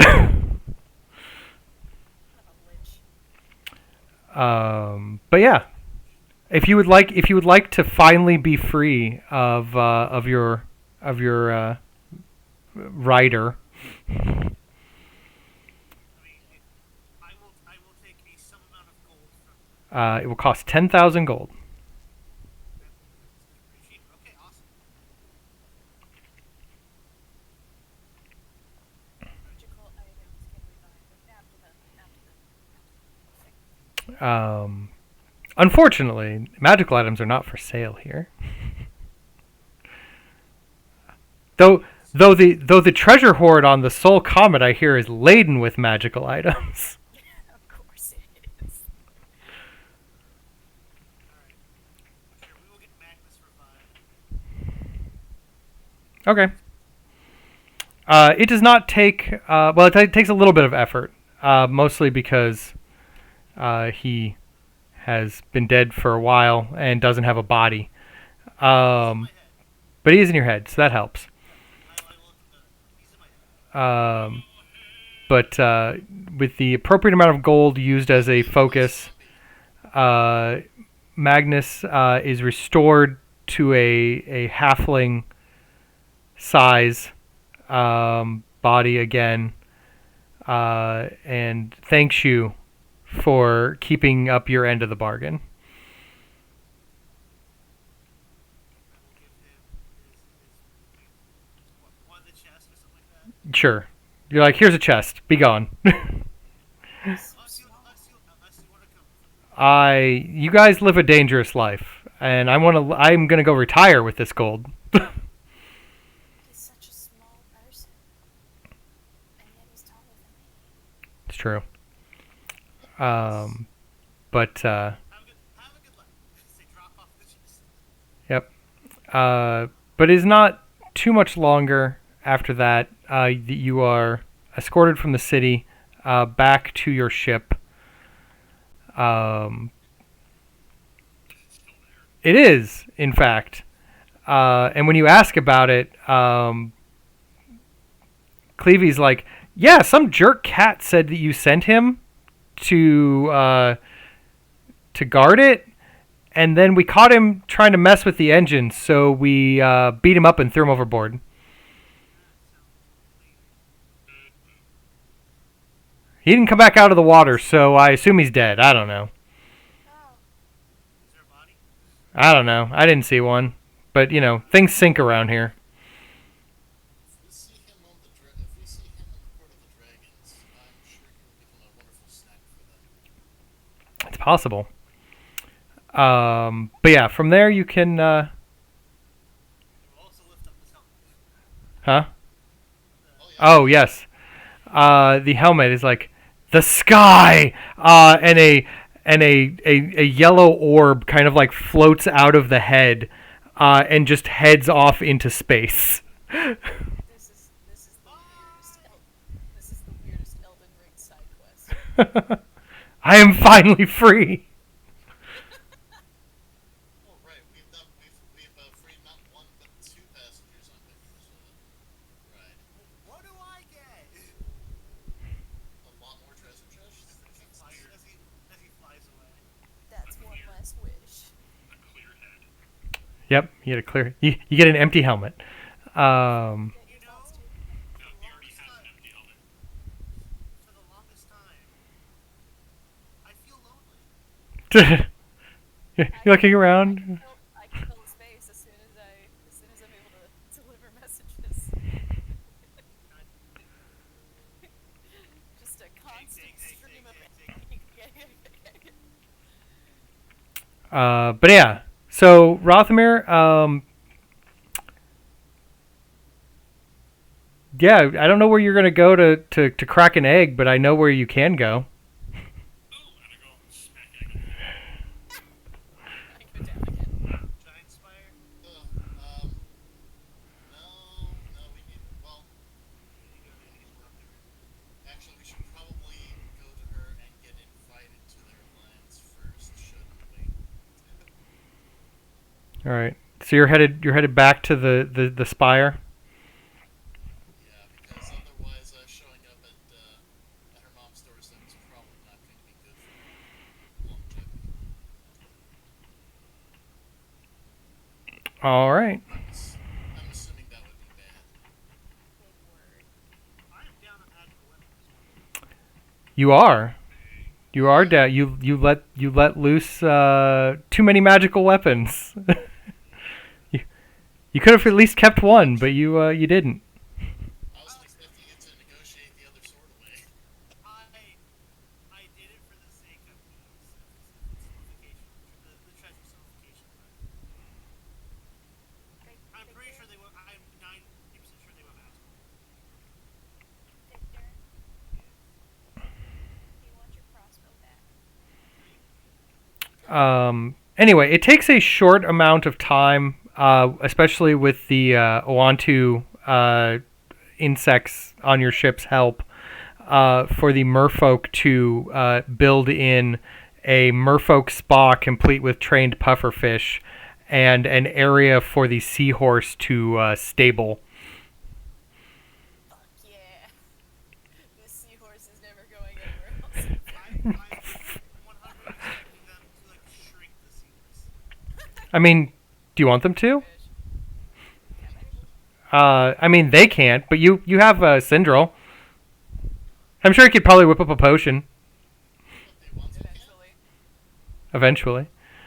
They want to, can't shrink a seahorse. I mean, they have the power of that ritual.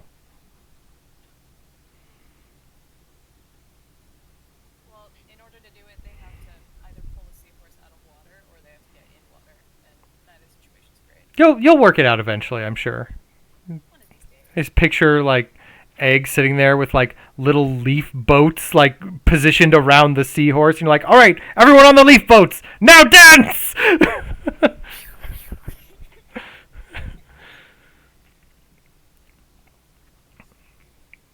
All right. Well, Gotta get my twin back.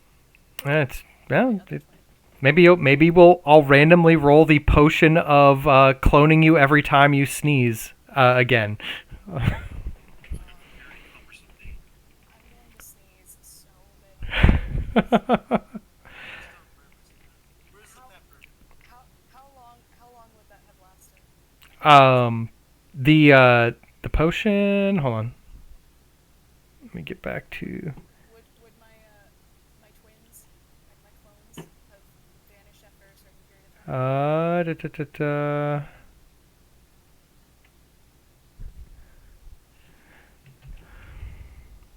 I just think it'd be very fitting if Ed were to experience The the effect only lasts for 1d4 minutes once you have sneezed the first time. No. Oh. So you can't. Sneezing often. But anyway, so having loaded up your seahorse and acquired a merfolk spa for your ship, you can take off heading to the giant spire one more time in hopes of finding Auraxis, who can maybe get you an inn to her mother Lucretia's golden comet throne room. I knew she's not yet, and I still owe her a favor, right? You do still owe her a favor. Kind of favor. The kind that's probably going to bite us in the backside. I fell off the spire. The spire is a milestone. He was saved from falling to his death. I actively saved everybody else from falling. Yeah, that was a thing. That was an exciting time for everyone involved. Well, we've marked off a lot of those objectives. I know. I need to like actually go through and mark off some of those because you've been accomplishing objectives left and right tonight. It's got a lot of objectives marked off. All right, so that we'll call it there for the evening. That'll give me a week to figure out sound problems, I guess. Go for next week. We'll get that sorted out one way or another, I think. But anyway, otherwise, for all of you watching, thanks for joining us this evening. If you like what we do and would like there to be more of it, please drop a follow and or a sub. If you are a Twitch Prime member and have a free Prime sub laying around, it's free for you and would really help us out. Otherwise, feel free to catch up with our past episodes of this and our other shows over on our YouTube channel, or just come hang out on our Discord or Twitter, TikTok, Facebook, Instagram. All those links are down below.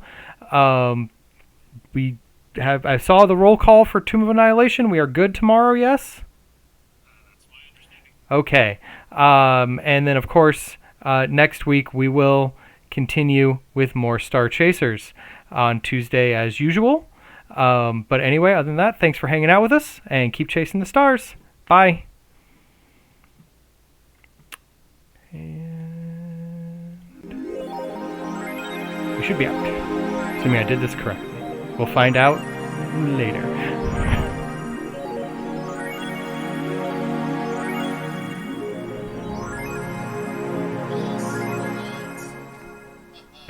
All right. We survived. Well, we'll see how we survived here eventually. I need to... Oh, the battle, yes. And you made friends with a demon? Is it? Oh, it is. It is. The audio's not supposed to be on that. Oh, well. I'll just hit the stop streaming button. That will be it. Alright, bye all of you people who were listening.